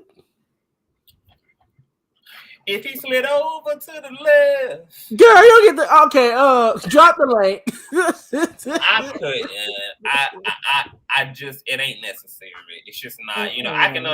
Maybe if we was on a damn stranded island, girl, and there was an apocalypse, and there just wasn't no other human beings in the world, and human nature gonna take over at some damn point. But so that's a yes. Okay, we understand. It's not necessary in a world where it's raining men. Hallelujah, it's raining men that I ain't my cousin. In a world that's raining men that ain't my cousin, baby. It's just not necessary for me to be hunching on my damn cousins. Conscious, who needs a cousin when you have knockout?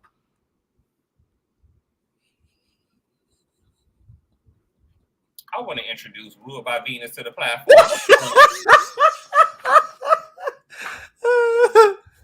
Hi. This bitch always got to fart at dinner. What's going on, Rule by Venus? Hey, boo. Hi, Conscious. Hi. I'm sorry. Reckless. Reckless, yes. And I had a whole. Anyway, Reckless. Just want to say, give you my condolences and say I'm praying for your peace of mind. And I've been in your situation, literally, and I definitely can't relate. So I'm just praying that you have peace of mind. I just wanted to tell you that.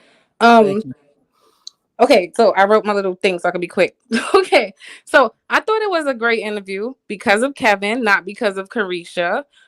She's a beautiful woman, but she's not articulate, and she does not have enough depth to her character to conduct any actual conversation of substance, in my opinion.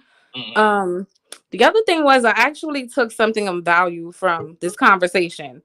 So when he spoke about what makes him feel good, and like he used to be on drugs and he was overweight and he had the money and he had the fame, but he was still wanting to self-delete, to now coming to a place where he said he has to go to the gym every day, he has to meditate, he has to eat clean because that's what makes him feel good. And so what I took from that was like, we have to figure out, because I'm trying to find my own peace as well. And that really stood out to me because it was like, we all have to individually find out, however small it might be, but what that thing is that makes you personally feel good. Yes. And so I kind of, that was the only really gem that I got from it, but I thought it was cool. I think it would have been a little bit better if he was interviewed by someone a little more experienced, but at the same time, I don't think he would have been as open. So it was good. Who you think could have matched? Who could have been a good stand-in interviewer? Candy. Which Candy? Candy Harris. Housewives Candy. I think there wouldn't have been that same level because I think it would have had to have been someone he's attracted to. For some reason, I think he wouldn't have been that candid unless he was looking at something he wanted to sleep with. I don't see him doing all that. I don't know. What do you think? I can't think of a person. That's the interesting thing. So maybe she does have something. No. I can't think of anyone. No, because okay. So the reason I say Candy is because she does have like the sex line, and then on top of that, she does have like she talks about sex a lot. So I can see the aspect of her asking sexual questions. But however, from what I've seen of Candy's interview, she would actually debate and actually challenge some things, especially when she'd be like, okay, how does that make sense? Like, especially when it came down to the cousin stuff, she would have dug deep when it came down to him saying like certain crazy things. Okay, so why you say this? What's going on with that? What do you mean you charged your hand? Like you charged the battery with your hands? What do you mean? Like I've actually seen Candy actually get deep with her her interviews. That part, right? When he was talking about because the spiritual stuff, you can tell Careesha has absolutely none of that. So she didn't try to elaborate anytime. Whenever he spoke about any of his spirituality, which I thought was very interesting, and I would have loved to hear more, she never pressed. Like, what do you actually believe in? How does this work? How does that show up in your relationship? Like nothing. She just would be like reacting like one of us, listening, like just. So I mean, it was good. I just wish she could have gave us more. Maybe she needs a person in her earpiece. I wrote that in the chat. Like maybe she needs someone behind the scenes. Yeah, I'm like, y'all didn't give him no teleprompter. I mean, it wasn't no damn producer running out to save the day because even when he was talking about spirituality, I would have wanted her to ask him like, what is your like perception of God? Like, what do you believe God is? Where like, what do you believe? Like, why is all this happening? Why are we here? Like. It was like he gave enough for there to be like for her to go into different areas of things regarding his sexuality, regarding his spiritual beliefs, regarding like it was like all of that was on the table. And it was so crazy and cringy to watch her after he had ran it down sexually for the 50 billionth time. And then she still went back to the cue card and was like, so what's your relationship status? But he had already addressed his relationship status like 40 minutes ago. But I was like, her brain was so fried. And then the fact that, like you said, she didn't have enough range anyway to really take the conversation anywhere meaningful or intellectual. So he was like the right person, but she couldn't really capitalize off of like all that could have really been accomplished. Oh, that could have been so much better, right? Because he looked like he's ready. He wants to share. He was ready. He was open. All she had to do was just leave him. You know what I'm saying? Like, had to meet him in the middle with everything. But, she didn't have enough give to do that with. Okay, this is my last point, too. I could totally see how he's rich, so he's going to get women regardless. But I could totally see how he be running through people because I'm just looking at the dynamic between him and her, right? Just someone in her position with her mental capacity would be easily impressed with somebody like that just because he seems so more far advanced than she is in terms of his spirituality, talking about the woman's body, talking about health, eating clean, meditation. That alone, when you're talking to somebody who don't know shit about shit, he looks like everything to them. You know what I mean? Like, I definitely feel like she was low-key turned on at a point because I was looking at the body language. And them legs was crossing real tight, and that foot was going in a circle. I was looking like, okay. It was anxiety. It was fear, girl. It was anxiety and fear. trembling. She was low key like, I'm interested. It was a certain face she even like, made. She was like, ooh, ooh. Careesha no, was I sending think he was sending light. She was sending light and energy to whomever he going home tonight with. Like, girl, you gonna no. need. Okay, I the agree. She gotta pretend because of Diddy. She can't mess up the bag, but she was intrigued, low key. No. Okay, so I'm gonna say this. I agree on both ends, as in, like, I think the thing was when he was talking that talk, I think she was, because I was like, I think she kind of liked what he's saying. I'm gonna spit in her butt, like all the else. But I think when he started to go like really off, that's when it was like, I don't know, I'm feeling kind of weird. But however, since they, no matter what, they still have a good vibe. That's why I think she was like, okay, I'll start to get like that big brother sister type of thing going on. Because it was like, you're toxic. It just reminded me of like a sibling that's they're not really related, but it gave me like a big brother, little sister type of vibe. Because it was like, okay, I can fuck with you. But he started talking that crazy stuff. I was okay, you friend zoned. One more question before I get to Anya. What did you think? Do you think that they made? Hey, everybody. Hey, Anya. I want to ask Aurora by Venus. One more question. What did you think about like the level of sexual vulgarity? I might sound very biased, but I think low key a lot of straight men, or just maybe all men, like to be a little violent with their sex.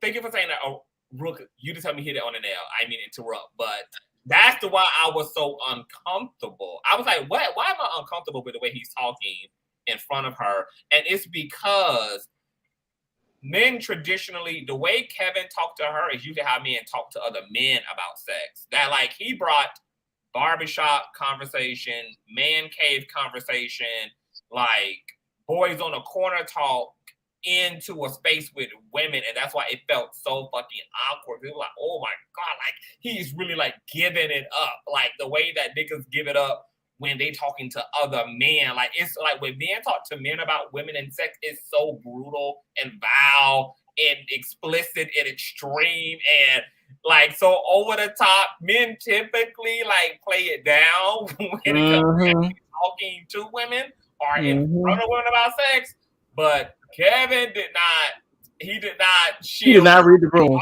He did not shield her ass at all. I'm gonna tell you why I think. I'm gonna tell you why I think he did it. What I've noticed, I'm a straight woman. Men will do what they get rewarded for. So in Kevin's past, him talking vulgar like that has gotten him a lot of vagina. So I think he thought that regular shit would work on this girl who's sleeping with a billionaire, and it's not. But in certain circles, that works for him. Him like, oh, let me just tell a woman straight out. Yeah, because dudes do that in real life and they don't realize like that is cringy and it turns you off. They really do be talking to you. You meet them today, talking to the phone tonight. They talking about how they want to eat your ass. That don't turn me on, sir. That makes me feel like you'll do that to anybody who looks your way. That's disgusting now. Like, so a lot of men do that because somebody gave in at some point. And so now they're like, oh, all I got to do is tell her I'm going to do this to her and she going to let me. And so, like you said, he didn't read the room because that works on certain people with a certain level of confidence, but it doesn't work on everybody. Yeah, that's my theory. I could be wrong. I think also there is some type of trauma with him too, just because of how he expresses himself in general. But I do think he reminds me of them typical dudes who be talking like that because they think it's going to get them somewhere because it has in the past. That was another thing. So it kind of like made me uninterested because I'm just like, okay, you talking too much to be like to actually be as good as you say. Like you got too much talk. It's like down. Leave like I don't know. He didn't leave anything to the imagination. It was just all splattered against the. I don't know. It wasn't given for me. But Anya, welcome to the platform, love. Yes, your thoughts. So my first bullet part is he was just given, even though I really, really did enjoy the interview, it never made me uncomfortable because I love the transparency. As the previous young lady was saying, most street niggas, I'm gonna call him a street nigga, most of them really do act like that. The way he was engaging with her, they talk like that. I've seen it numerous of times. That's why I don't date street dudes or whatever. I mean, it's a difference between a hood dude to me and a street nigga. They don't have no type of filter. Very raunchy and very aggressive. And I appreciate it only because it lets me know who you are, you know, versus pretending to be one way and then, you know, have that toxic masculinity hidden, and then it comes out once you get involved or like truly get engaged with them on a deep level. So I appreciated his honesty. I believe that Miami was completely turned on until he started talking about, when they started discussing basically like monogamy, like the cheating thing. That's when it became like, yeah, you know, I remember. That's everything like took a turn for her. Hold on, and can we put a pin in it right there? Because that was so funny to me. Because when she asked him flat out, do you cheat? The way that nigga ice skated all across that question, he never actually clarified the question. I'm like, wait, I know Mr. Honesty and Mr. Transparent and Mr. I'm gonna tell you even the shit that's gonna hurt your feelings is not actually deflecting and avoiding and ice skating around, having to objectively answer the motherfucking. Did you hear the way he did so much vocal acrobats that she didn't even know she never got the answer. She didn't even know he didn't even answer it. But you know what I discerned from that? He was trying to protect Drika. I think that because even when she was pressing about, like, you know, did Drika cheat? You know, was there any infidelity between the two? Basically, it was like he did everything he could to keep from like embarrassing her. Although he was still embarrassing her, because the way he was talking, just in general, it made me wonder, like, what has she endured in a relationship that, you know what I'm saying, like it's okay, like, you know what I'm saying, just made me think about what she has gone through with this man or whatever. You know, usually when you're dealing, he was a broken person. He still, to me, is a broken person in a healing process. I'm glad that he's taken, you know, some steps to try to correct himself in a sense. But, you know, when you have trauma built up and other things going on that you truly, I don't believe he's healed in, you still, like, it's like you straddle the fence almost, you know what I'm saying? And it's a very thin line, because you can live your truth and still not be toxic. And I don't think that he's learned the balance of being honest and not being toxic. And then as far as like with the cousin situation, I dated a cousin. I'm gonna be honest. We were like we literally dated. We didn't have any sexual contact. We didn't know we were relatives. And it was like the moment when I was ready. I mean, we dated for like 3 months. I thought he was the ideal man. Like, he ain't trying to get nothing from me. All we did was kiss, you know, no like inappropriate touching, you know, under my clothes, anything like that. I thought I was soup, like, oh my God, like this the one. And then I found out we were relatives. Like, we both found out at the same time that we were relatives while we were on a date. And I put the brakes on.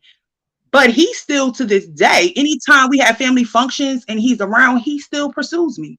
And I'd be like, I literally just, I'll make a scene sometimes, you know. I try to do it in a, you know, a lighthearted way so that he doesn't get like completely like, you know, outraged and start acting a fool or whatever. Like his, I don't want his feelings or his ego to be injured. But it's like, come on, you're being disrespectful. We're relatives. Like, we, you know what I mean? I cut it off and you're still hitting on me to this day. And he feels like, cause we're like six cut, like what is it? We call like the six removed cousins or whatever you want to call it. He thinks it's okay. And I know it's not okay, because we still relatives. Like, but I can understand, because he was saying he had already slept with the cousin. Like, they had already been, you know, doing whatever for however long. So for him, it was like, what's the point? And he could not say how, you know, how far removed is it as a relative they were. So I'm like, you know, I get it. A third cousin, a second or third cousin. No, if you go back and I don't think you want to, but no, I watched it like 5 times because I was intrigued. He revealed it in other interviews. This ain't his okay. I didn't, but yeah, in that one he didn't, you know, specify. But I can understand, like, because it really does happen a lot, you know. Unfortunately, you have a lot of, I don't want to put it on the men, because women do it too. You know, you might get pregnant by somebody and y'all, break up. It happens, unfortunately and fortunately, because you need to know who your relatives are. So now I got this thing that, what I'm saying, when I'm dating somebody, I want to know your whole family history, where your people from, things like that. And hopefully you can find, the truth somewhere, if you're related or not. But, sometimes you just never know. I just feel like he's one of the ones that actually spoke on it. Cause like I said before, I've like I guess when you get to know people, thank God I've been one of the people that people actually do open up to me about. So a lot of times too, one of the things I have noticed is that a lot of times too, people that are guarded with their feelings and their, I guess, quote unquote deepest darkest secrets, there are a lot of similarities, as in like a lot of people have actually done stuff with their relatives and stuff like. Yeah, But but nobody talks about those things in like a glorification way when they do. It's kind yeah, of like we like there's some sense of there should be a boundary, and this Mm-hmm. is like something that maybe happened as kids or whatever, or there's mhm, sexual abuse. But like, I don't know how help. Here is like of a higher mind perspective, like considering everything that Black and Brown people are having to work through. I don't think that it helps encouraging. I don't think it helps with all of the healing that needs to be done, and then you have like people who have hyper visibility, like Kevin Samuels, like glorifying straight debauchery. Like, really, like I'm not sure if that's what young Black men need to hear. Is that is that they need to be so connected to their loins and so connected to their dicks and so connected to their sexual urges that it breaks down any moral compass that may be there and could leave room for you to like feel completely good about yourself because you're fucking your own relative. Like, and I know some celebrities do not like think about the. I know some celebrities do not approach they don't approach their celebrity from the perspective of I have a responsibility, Influence. but they should, because unfortunately, like there's a reason why we use the term idol when it comes to our celebrities, and unfortunately, we live in a society where people prefer to be led instead of doing the leading, and you have young people who are already looking up to these people because they have everything that the American dream has told them to have. They have the house, they have the cars, they have the clothes, they have the glamour, they have the lifestyle, etc. So of course, everything else that they see and do is going to be interpreted as righteous, and they're going to fulfill those things or try to reiterate those things in their own existence. And it's just weird that because even beyond like the cousin thing, it really spoke more to his lack of sexual discipline. The fact that you lack such sexual discipline that once you found out something like this, you could not even stop because he didn't say he was in a relationship. He just said that like they had already just been fucking. They had already been doing what they was doing on the side. They was kicking it, whatever case may be. Boom, pow. This wasn't even some like love affair. This wasn't somebody he was like in love with. This wasn't somebody he saw the rest of his life with. Like, I could have even left room to deal with that narrative, but this is just somebody you're fucking, and this is also goes to show like the power of lust. The power of lust is out of control. Like if you don't have any discipline when it comes to your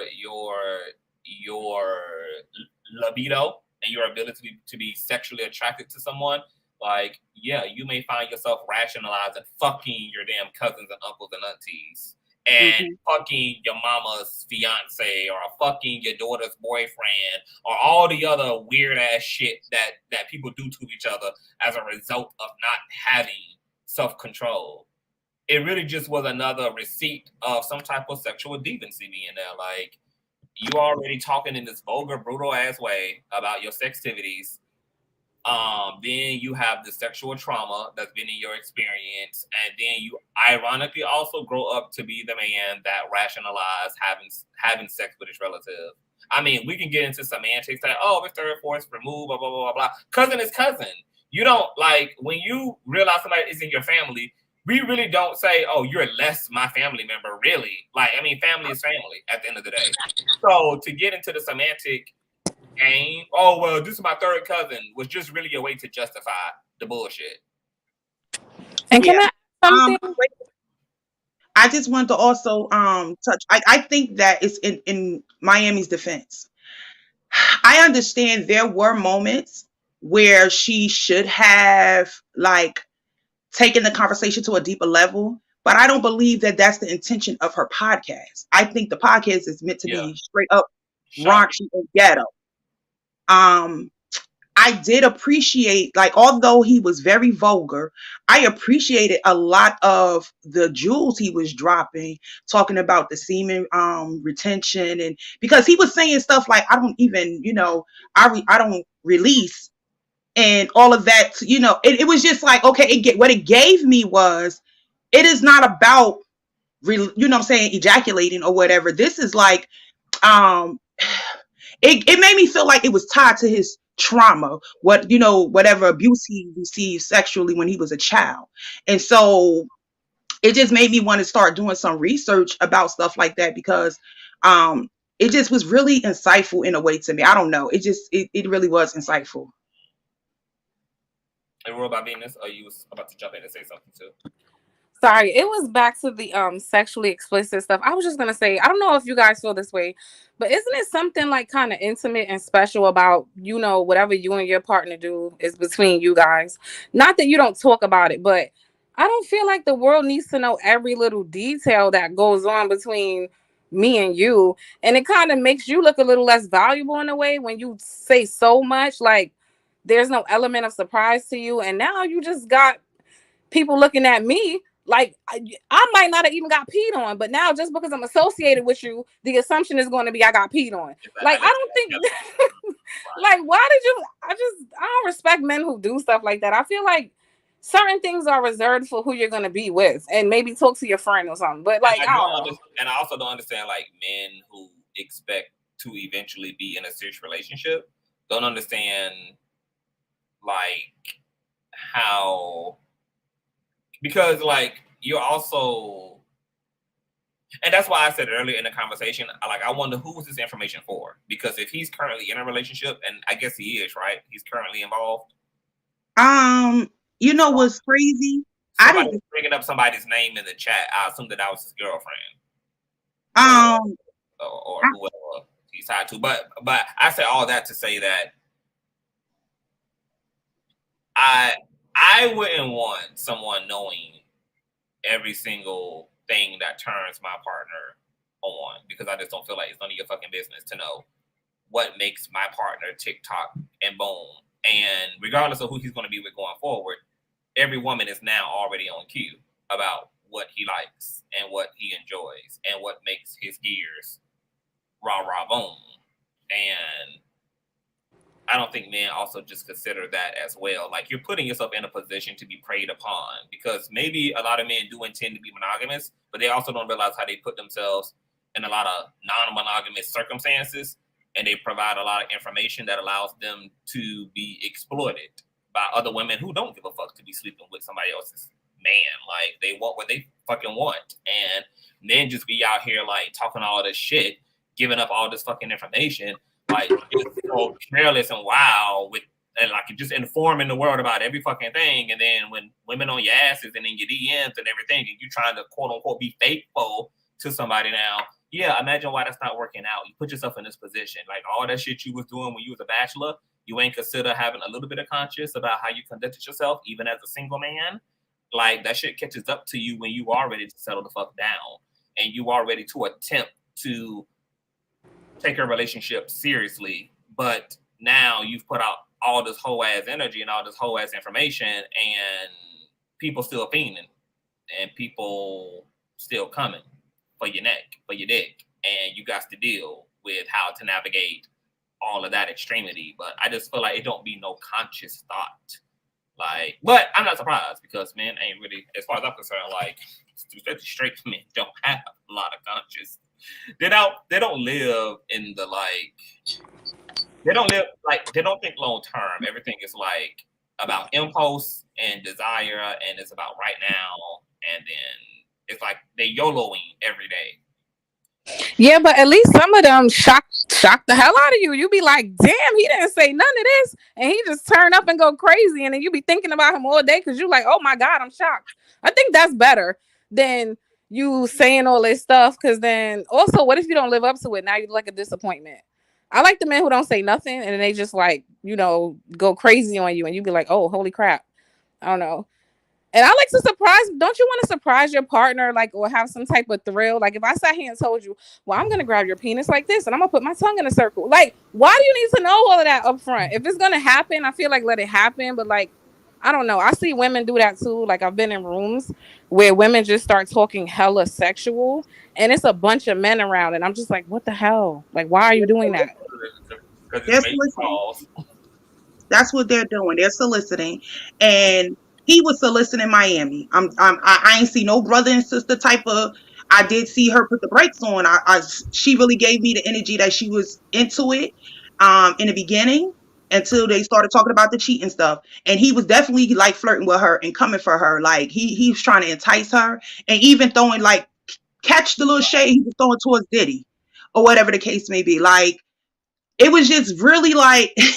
It gave me energy. What did he say? I didn't catch it. When he was like to her, you know who you dating, you know what I'm saying? Then he said to her, whenever you ready to pack your stuff, she was like, yeah, I want the TVs. He like, yeah, I'll come and help you move your stuff out and all of that type of stuff. He was throwing hella subliminals towards Diddy or whatever without straight up. And I think that's where, it just like from the point on the cheating and then talking like throwing the subs out. And she tried to play it off. Yeah, I want the TV, this and the third, da, da, da. And he was like, he made reference to the movie. I forgot what's the movie. Whatever movie it was, he made reference to a movie. He was like, you know what movie I'm talking about. And she gave an awkward like, yeah. Like she wanted to be off of that topic or whatever the case may be, because he was really like, trying to come in like he wanted to slut bag her. And I really think that he is the type of man that he was putting that energy out there so that he could get more females, trying to turn them on, the type of females that is attracted to that type of nonsense. You know what I'm saying? But it ain't for no settling down. He just wanted a bunch of sluts.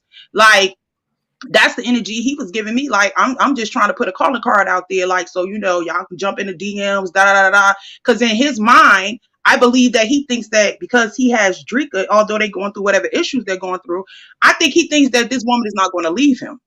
So he ain't looking to settle down with nobody. I don't think she is either, but that's another story. Yeah. He also said in last night's interview that he never said that she cheated on him.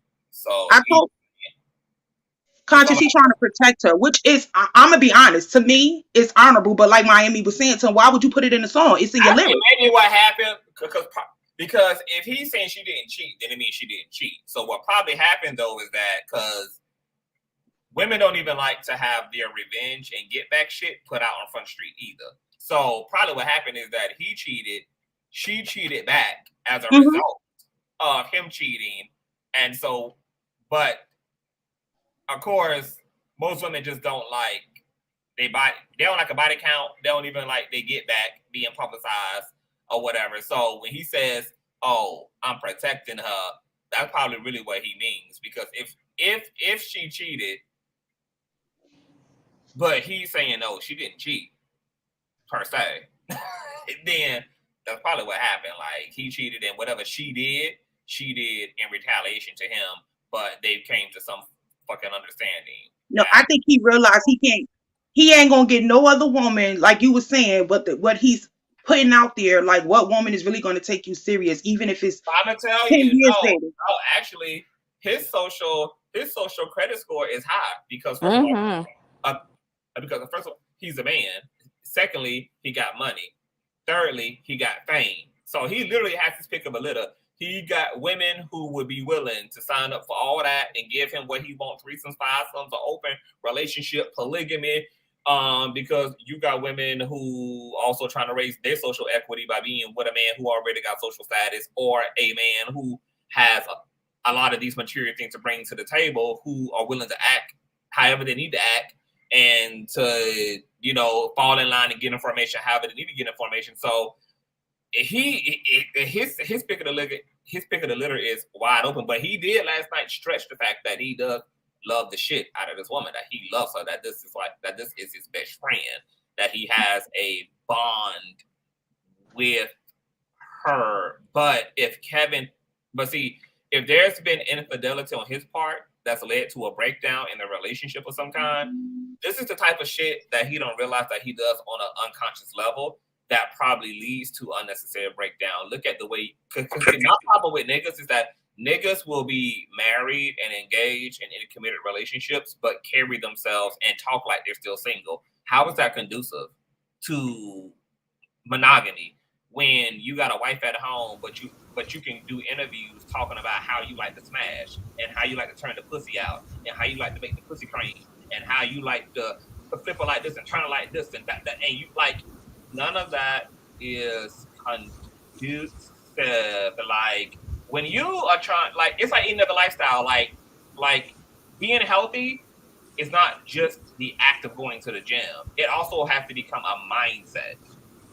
It's something that has to exist in your intellectual framework as well. This is why a lot of people cannot maintain certain lifestyles, because they've only reduced it to what they do and not added in also how they think. Your whole brain and the way you think and you show up and you exist has to also change according to the way you're trying to live.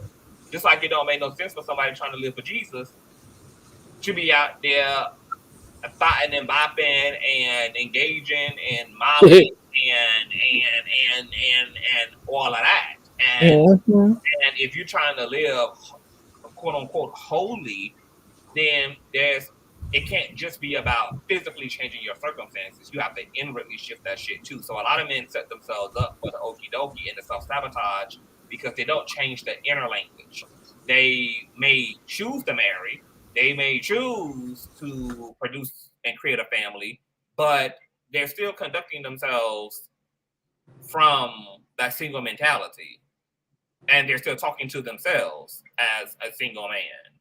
And they're also engaging in dialogue with other men, almost as if they are a single man. And then this leads to a double lifestyle. This leads to that hypocrisy that leads to them showing up one way as a married man, but then being on a bald-headed whole shit behind closed doors. And they don't realize how they, first and foremost, set it up to end up with egg on their face. They set it up by not also shifting the mindset and the inner atmosphere.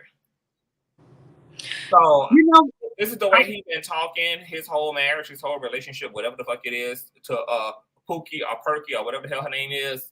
If this is like, if he been flying high, just wide open like this and talking to other women like this and just putting out all of this energy and because what you put out, you inviting back. So then I'm not surprised that the marriage failed. Like, I'm not surprised that the relationship, the commitment, whatever it is today, just did not work out. He is toxic. He's dangerous, kind of toxic because he's kind of smart at the same time. So I could see him really being toxic because he knows how to manipulate a little bit. Because if you paid attention, he was very accepting of you being a hoe. I don't care if you had 1,000 dicks. When you come to me, you me, right? And which he's really not. No man really is, but he's going right. That's number one. Number two, what did he say? The other Spanish girl, she asked him about. All of a sudden, he used the same terms. She my best friend. So everybody's his best friend. So like anytime anyone does have some shred of like intimacy or bond to him, it seems like he'll give that to anybody who gives him some of their vagina. Because it's like, if Drika's the best friend, because that's your person holding you down, blah, blah, blah, then how could you easily turn around and when she asked you about the Spanish girl in the picture, oh, that's my best friend. But did it look like I was dicking her down in the video? Did you get that vibe? Like, what? Like, he's toxic as hell, low key. I'm sorry. I thought he was saying JoJo is his brother's best friend. I could have sworn that's what he said. She's his brother's best friend. But, one thing that was also interesting, he spoke on his, the fact that he was, he practiced this Islamic faith. And when Miami asked him about, so you can have as many wives as you want, something to that effect. He's like, no, I could, but that's not what I want. And it was like, okay, so you're just using these women. Like, it's very obvious. You just want to really be out here just slutting. Like, because you can have multiple spouses, and that could literally solve the problem as far as your sexual appetite. But you're choosing to just cheat on your wife and just blatantly just be out here just slutting. So it was just very interesting. Like, so what is your purpose? Like, are you really like, do you not love this woman? Or, you know, it's like, I She just don't love didn't, herself. huh? She don't love herself. But I feel like I don't want to use the word loyalty, because I feel like there's some loyalty, but I don't even want, I feel like the word should be obligation. I feel like this Drika knows so much about him. Like we of course, anyone that's followed him, supported him or whatever, you know that he's wild, he's out there. Okay. But he opened up way more than I thought he would from any other interviews, like with this podcast with Miami and everything. But it really just started making me just observe, like really overanalyze. And I'm like, obviously, this woman, this is why you consider her your best friend. This woman knows way more than the public knows, obviously. Like, we just got the tip of the iceberg. So you know what I'm saying? That's why I feel like he thinks like she's his crutch. You know what I mean? Although whatever they're going through or went through, she's his crutch. So in the back of his mind, he really believes I can do whatever I want because she's held me down for so long. I don't believe this is a new behavior. I believe this has gone on with them for a long time. And whether we, the public, have just, you know what I mean, started to find out, you know, over the course of months and maybe a year or so. But I do honestly believe that's the reason why, like, there's an obligation there, and she holds a lot of secrets that we don't know about. And, you know, unfortunately, I don't think he values himself. But like I said earlier, I do believe that he's in a healing process, and he just needs to, it's that toxic masculinity. Like, I don't understand, like, how can you be so knowledgeable in one area about yourself and not be knowledgeable about the whole thing? Like, you can't see that. Like, you was conscious about the bitch. And I'm like, but you're telling us how you want the body to clean, you know, and, you know, giving us all this helpful information, which we women, we need. Listen, he was not lying. I didn't get offended at all, because I know a lot of women that don't know nothing. I mean, half the time they can't even tell you what their OBGY told them about themselves. You know, they don't know their bodies. But then at the same time, you keep calling us bitches. Wait, can I say something about that? Okay. So I'm an esthetician. All ladies, listen very clearly, right? And so one of my top services is Brazilian waxes. I do that most of my day. And I'm gonna just say, you know, how can I say it? Like, well, you can help me out because you're an esthetician too.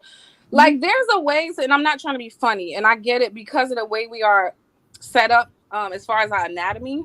You can't literally see down there, right? Like, the man's genitalia goes out, he can see, he can pull skin back, he can lift things up. Sorry, we don't have that option. So we need to just pay a little bit more attention to, like, folds and crevices and really open things up and get all up in there. Okay, I just want to, that's all I'm saying. But he wasn't wrong about that. Ain't nothing wrong with, even though you can't see your inside, you can smell yourself. And let's just use common sense. Like, that's a whole nother topic. But he was right. Okay. Yeah. And we do need to definitely, like, it's a lot of things. I never use tampons and things like that, because I mean, as a teenager, when my menstrual first came on, not to go too deep and graphic, but I was like, well, where do the stuff go? I never could understand how the thing can soak up. It's like, it was just like common sense to me. You understand what I'm saying? Well, let me tell you, it's not common sense. You know why? Because I can tell you, on average, I look at like 8 vaginas a day, right? So that's a lot. And I see something so much that I know for a fact it's not common sense. That's what I'm saying. I know it's a thing that we just can't see. And not to get too graphic, right? But in order to wax somebody, I have to literally take my hand, push their clitoris to one side, push their lips to the other side, right? So I could get everything. And when I do that, there's like those folds, sometimes you literally see things there. Like, girl, it ain't so common. So I'm encouraging everyone to really pay attention, pay extra care, get all up in that thing, okay? Because you might think and it's not like smell yourself, because sometimes I can't smell them until I literally make that separation. So it's not like they're not cleaning themselves. They're not cleaning themselves thorough enough. You probably can't smell them, but that's like, okay, you ever eat something and it comes through your pores? And some people, they say they're immune to it. I've talked to some people, like people that eat a lot of garlic, and I can just like, as soon as I walk like near them, I can smell like, or they drink a lot. You can smell it coming, radiate through their pores. And like, you cannot tell me that you don't smell that. And no, I don't smell nothing. Okay, you're immune to it. Yeah, I didn't know. But we do have to educate ourselves, because our body tells us, it sends us signals in all kind of ways. I mean, I'm not even gonna, like I said, it's graphic, so I'm not even gonna go into all that. But as the sis was saying, ladies, please check yourself, cleanse yourself, like start doing research on your body. Google is there for a reason. You need to know. It's important. Invest in those shower heads that you could detach from the wall if you can. Yeah, that's my number one vibrator. My number one vibrator. A good ejaculation and a cleanse. I think that like sometimes a lack of personal hygiene could have to do with like your pH balance and all type of different shit being off. That you definitely need medical intervention for. But also sometimes it's a matter of like, there's mental health, there's depression going on. People have to actually like or love themselves in order to take care of the vehicle that they exist within, because how you treat that vehicle can also reflect your attitude about life, about yourself. And so maybe a lot of women are dealing with a lot of things on an emotional level, considering that women do have more estrogen, are more empathic than men naturally, that women take on a lot more emotionally. They exist more in their emotions. I'm sure this can lead to a lot of severe bouts of depression that lack in self-care. I know I had a cousin. She always dealt with depression her whole life. She also is like schizophrenic, but she's fully functional, even as someone who suffers from a plethora of mental health issues. But she would tell me that like during times in her life when she was like very, very depressed, she didn't wash. She would literally go a week without washing herself. Like when she was very checked out, and she would have to get up and go to work, get on public transportation and all. She said other people would, smell her, but like she just couldn't bring herself to cleaning herself. I was watching this video too, like a month or two ago, of this woman who had came to this beautician. This woman has like a cosmetology channel or whatever, and one of her clients had not washed her hair for a year, and she was given the task of like detangling all of this mesh and just detangling all of this stuff. And her client said that she had just went through she basically just had a mental breakdown. And when that happened, she just stopped caring for herself. So she wore like head wraps for a year. She never let an ounce of water hit her hair. She never let a brush comb, no nothing. Like she just couldn't bring herself to care for her hair. And luckily, like this beautician had the hands of God and was able to really work that through and through. So for those who it is a matter of education, yes, it's important for women to know their bodies, to understand their bodies, to have a different body than men do. Therefore, they experience things in ways that men do. The female body is a lot more high maintenance than the male body is. So being properly educated, if you're parents out there, if you have daughters, talk to your daughters. If you're a sister who got a sister, make sure that, the women in your family, especially the young girls and everything, that they have access to the information, etc. But yeah, you know, for some people, it is just a matter of education. Some people are just lazy, but I would even categorize that into mental health. Like anything that really causes you to not take care of yourself sufficiently is a mental health concern, is a mental health battle, is a spiritual and mental health issue. Even laziness. You should never be too lazy. Because that's not laziness. That's something else. Depression, because I went through that. Yeah, where I don't care about how I dress today. I don't care about doing my hair. Like that shows up in a lot of different ways. You're right. I think that's depression when people, whether you realize it or not, when you just don't care, I think you're depressed. Yeah. And the same thing for men too. Men are not above it. Men can smell very cheesy downstairs if they don't get their shit together. They're not washing like they should. Like we don't got fold. We don't got the type of fold. We don't got all the folds that women have, but you got a nutsack. You got that space between your thighs and your balls. You got that space between the head of your penis and the shaft of your penis. You got to scrub, dub as well, and get into those nooks and crevices. All bodies are susceptible to not odor.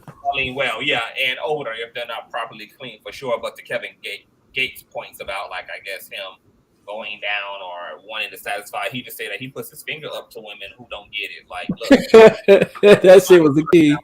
Would you go downstairs if you were me? And you know, and yeah, you know, if you know that you're looking for a nigga to munch on the little Debbie, honey, you know.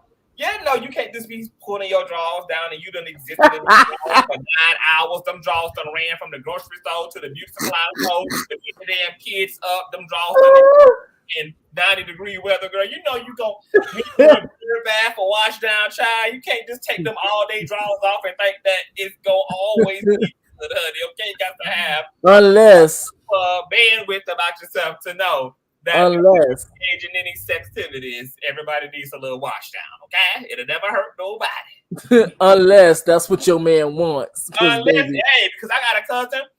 I ain't gonna say no names, but I got a cousin. He's real into his like natural woman shit, and he can't stand that his wife turned out to be like a pretty girl, and she's into all of her like perfumes and smell goods. He be wanting her ass to smell musky. He be wanting her real jungle like girl. He gets turned on by all like the natural odors, pheromones and shit that come off the poo nanny, honey. He likes that coochie smell, baby. He like that gets him.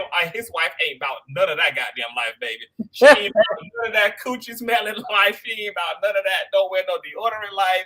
She ain't with none of that. So they be having complications in their marriage and shit, child. But yes, it's life is interesting. It's an acquired taste. Is everything.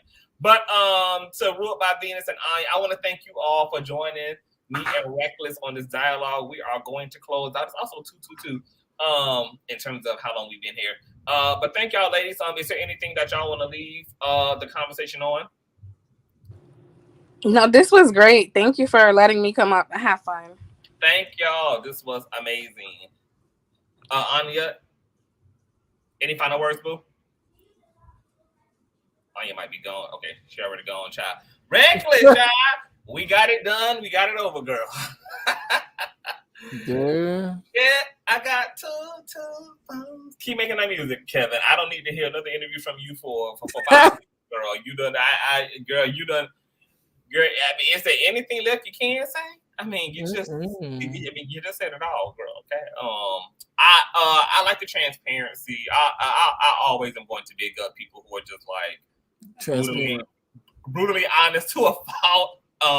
That don't mean I'm going to agree and not have things to say about the things you reveal in your brutal honesty. But I definitely, if I had to prefer a closed up world versus a transparent world, definitely would prefer a transparent world for sure. So I think the conversation had great points. I like that Kevin Gates, you know, he seems to be on his path. He's trying to, like he said in an interview, I'm a hood nigga trying to do the work. So, you know, You know, like I'm trying in the way that makes sense to me, and I really appreciate that. We can obviously see that work reflected. He seems to be happier these days. He's taking better care of himself, dietarily, physically, and hell, he's enjoying himself sexually, child. So, shout out to Kevin Gates, honey. He want to eat the booty hole, make a twirl on the tongue while his chick licks the feet and all this, girl. So I mean, child, let the good times roll. Any parting words you have? Hell no. Hell to the no. Rihanna to the Perry motherfucking A. Okay. So that's that, child. We gonna get up out of here. I do gotta me and Knockout. We might me Reckless and Knockout. We've been talking about doing like a sectors news video. Y'all know every now and again, girl, I give y'all a sector news. Girl, depending on how I feel, we might be back tonight, possibly.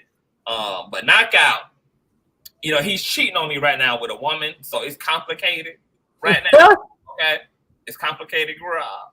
So, you know, he be spending a lot of time with this woman and everything, girl. You know, he ain't got no time for us. You know, I'm willing to be in a polyamory, polygamous relationship, child, but I ain't think she was gonna hog the dick like this, girl. Okay, Girl. you having a fight to have them on schedule. And I have no schedule. Girl, can he come outside on Tuesday, Miss Knockout? Can he come outside on Tuesday at least, girl? Can we get him on Tuesday? Can he come to the devil on Tuesday, Miss Knockout?